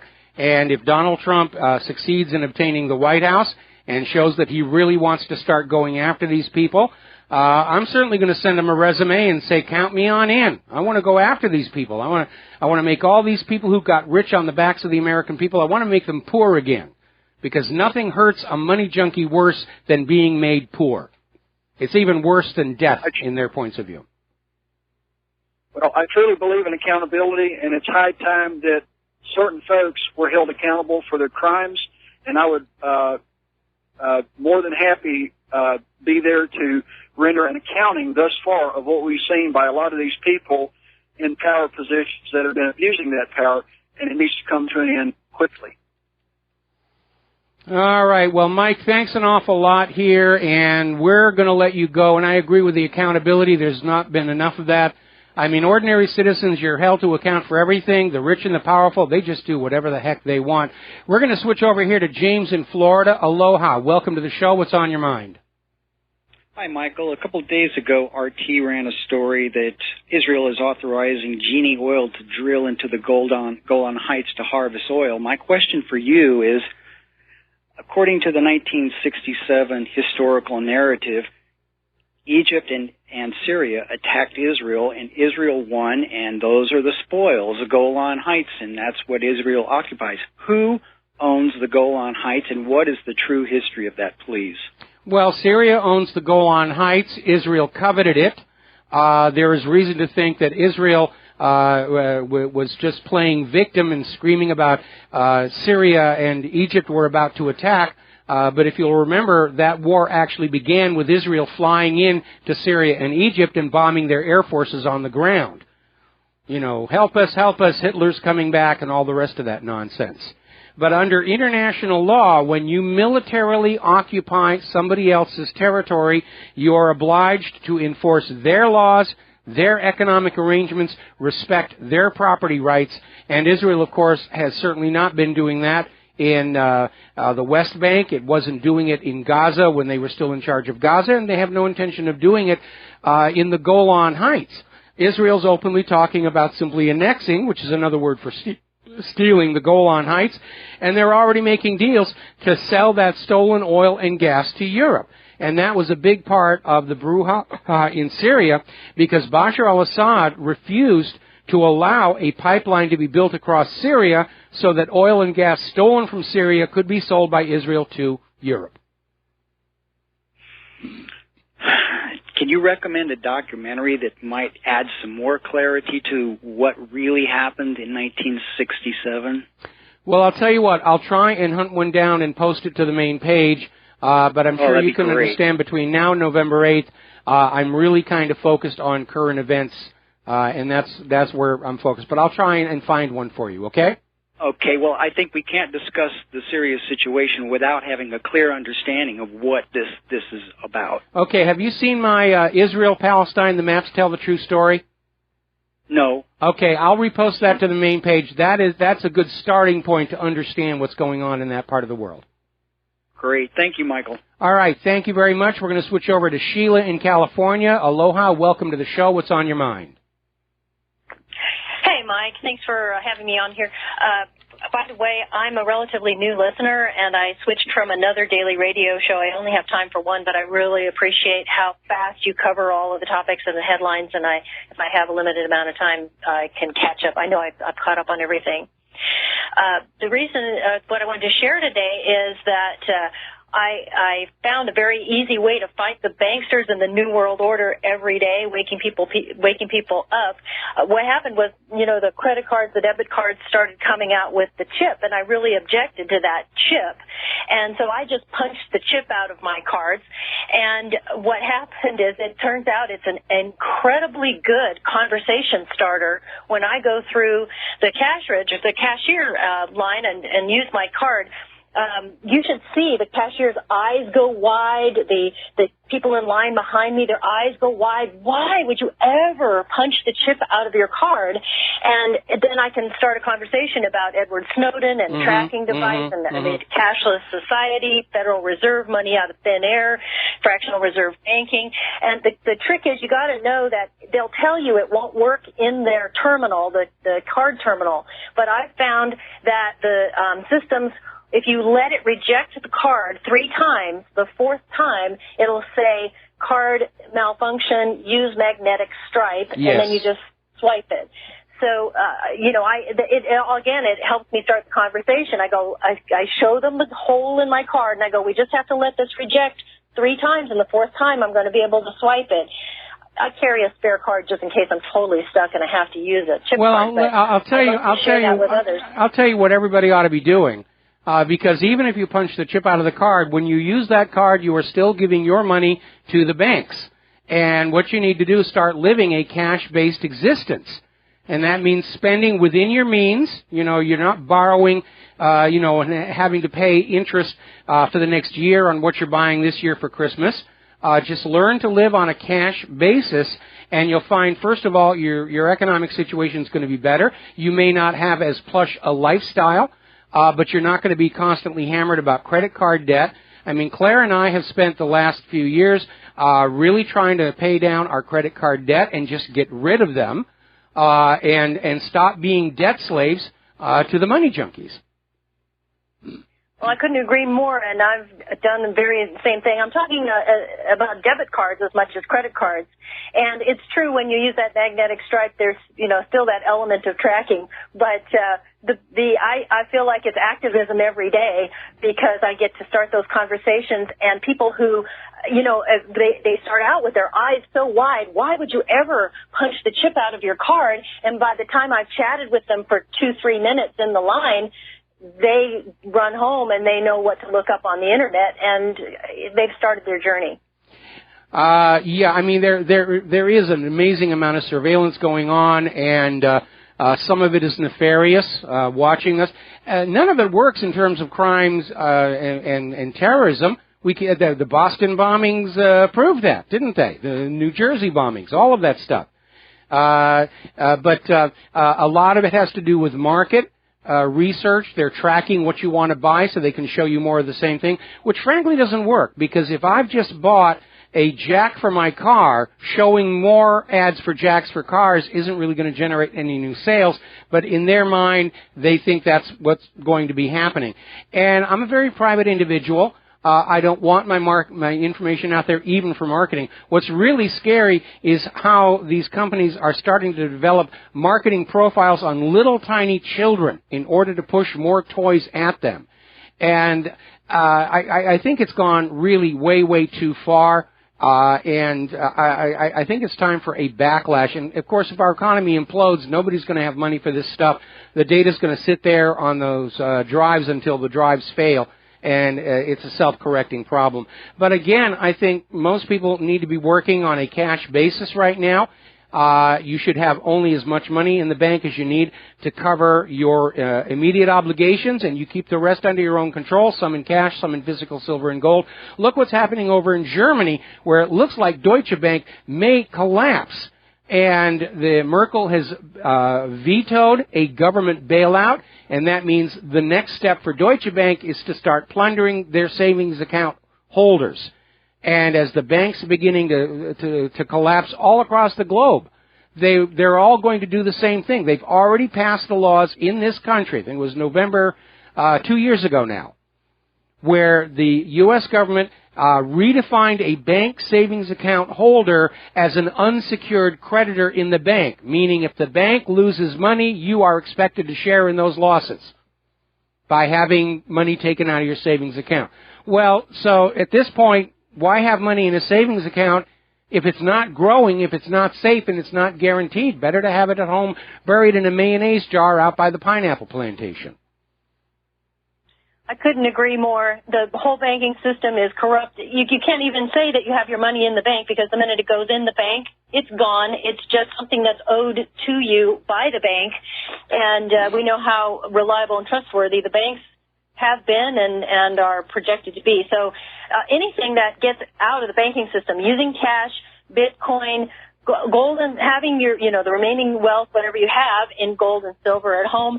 And so many communities have come up with alternative currencies that they've managed to use within their framework of their. You go online and you look at, there are hundreds of alternative currencies, and then ultimately barter.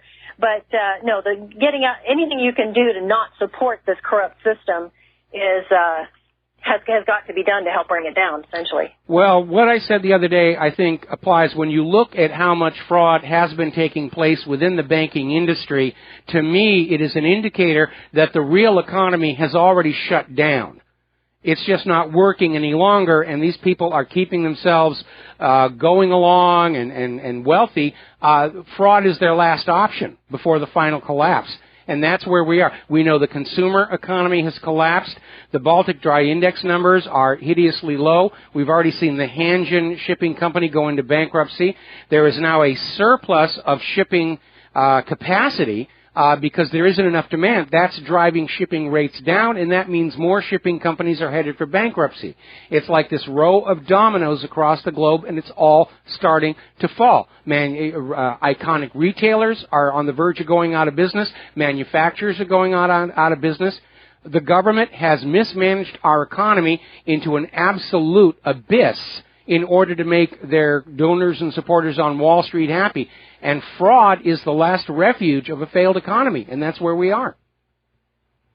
Absolutely, and that's why they have to go and bomb and kill anybody like a Gaddafi that sets up a gold-backed dinar, or China now is moving into a gold-backed currency because it's real money, or it's some representation of real money when you have a gold-backed currency, and people will flee to it, flood to it, and that is the end of the dollar. So it really is, because all that's on that dollar is it's backed by the full faith and credit of the United States government, which is not entirely accurate, because what backs up the U.S. Federal Reserve note is your future slave labor. I find it so ironic that it's called a U.S. bond. Bond means bondage, and if you hold U.S. bonds, you're holding your fellow citizen in bondage, but there's so much debt, it isn't even your fellow citizen. It's your grandchildren and your fellow citizens' grandchildren that you're holding in bondage. Why would you ever want to hold a U.S. bond? Well, yeah, especially right now, because there is a huge treasury bond bubble that has been created by this constant propping up of Wall Street with newly created U.S. dollars. And there aren't enough living Americans, even with all the illegal immigrants and refugees, to ever make good on all those treasury bonds, even if we had jobs for everybody, which we don't. There are over 90 million legal American citizens willing and able to work who have not been able to find jobs for months and years. This is an economy that has died and is just looking for a place to fall down, go boom. And we're going to let you go here. Thank you very much for the phone call. We'll be back with our last segment after these few words. And aloha, America. Welcome back to the show here. And boy, we are in interesting times indeed. something that's very worrying. NATO is reviewing the nuclear playbook to deter terrible attacks by Russia. This is coming from the Pentagon. The only one talking about unprovoked first-strike nuclear attacks is the U.S. government. They just got to figure out how to make it look like Russia did it first. A new Pearl Harbor, a new Lusitania, a new USS Maine, a new Gulf of Tonkin. They just got to come up with some kind of a hoax to convince you that we are being attacked from outside, and therefore you should fling all of your money and your children's lives into the next war of conquest. Now remember what I said before, because of the little faux pas with the Philippines, which has now driven them out of the U.S. sphere of influence, and they're talking alliance with Russia and China, the U.S. is now back trying to exploit North Korea as a backdoor to war with China. And the U.S. has now slapped sanctions on a Chinese company and 4 executives for allegedly doing business with a company in North Korea and allowing them to evade more U.S. sanctions. And the U.S. claims that the sanctions are necessary to stop the spread of weapons of mass destruction. Well, the first thing you ought to do is put sanctions on Israel, because Israel got caught trying to sell a clandestine nuclear weapon to the former government of South Africa. When the apartheid regime fell and the new government came in, they started looking at the paperwork and they said, oh boy, look what we found. And it was there in the official records of the former government of South Africa. They were in negotiations with Israel to buy nuclear weapons from them. And if Israel was selling them to South Africa, who knows who else they're selling them to. North Korea may be buying nuclear weapons from Israel rather than building them themselves. Until we can get Israel to sign the Non-Proliferation Treaty and allow IAEA inspections, they're perfectly free to sell nuclear weapons all over the planet to people who may not like us very, very much. Boy, we had a lot of phone calls today. I'm just barely starting into my talking points list. Most of this I'm going to take into the show tomorrow. Apparently, over in Charlotte, Mayor Jennifer Roberts has lifted the curfew. Peaceful protests are continuing, but it's starting to look like that situation is diffusing, mostly because people are becoming aware that this black individual who was shot by a black officer. They couldn't sell it as racism, so everybody's going to let that go, and that will be the end of that. More concern about Deutsche Bank. This is from the Express in Great Britain. A collapse of Deutsche Bank would bury the European Union. Stocks plunge further in day 2 of carnage. And, of course, the big unknown out there are those derivatives. At what point do they kick in, and how much damage are they going to cause? All right, there's the music. Time for me to get on out of here. I got to do Jim Goddard's show up in Vancouver. We delayed one day so we could talk about the debates. We'll be back tomorrow here, Wednesday, at Republic Broadcasting. Until then, please remember, you are all part of the independent media. You need to take what you learn here. You need to share it with everybody that you know. This is a fight not just for the future of the United States, but the future of planet Earth itself. We'll be back tomorrow. Aloha, America.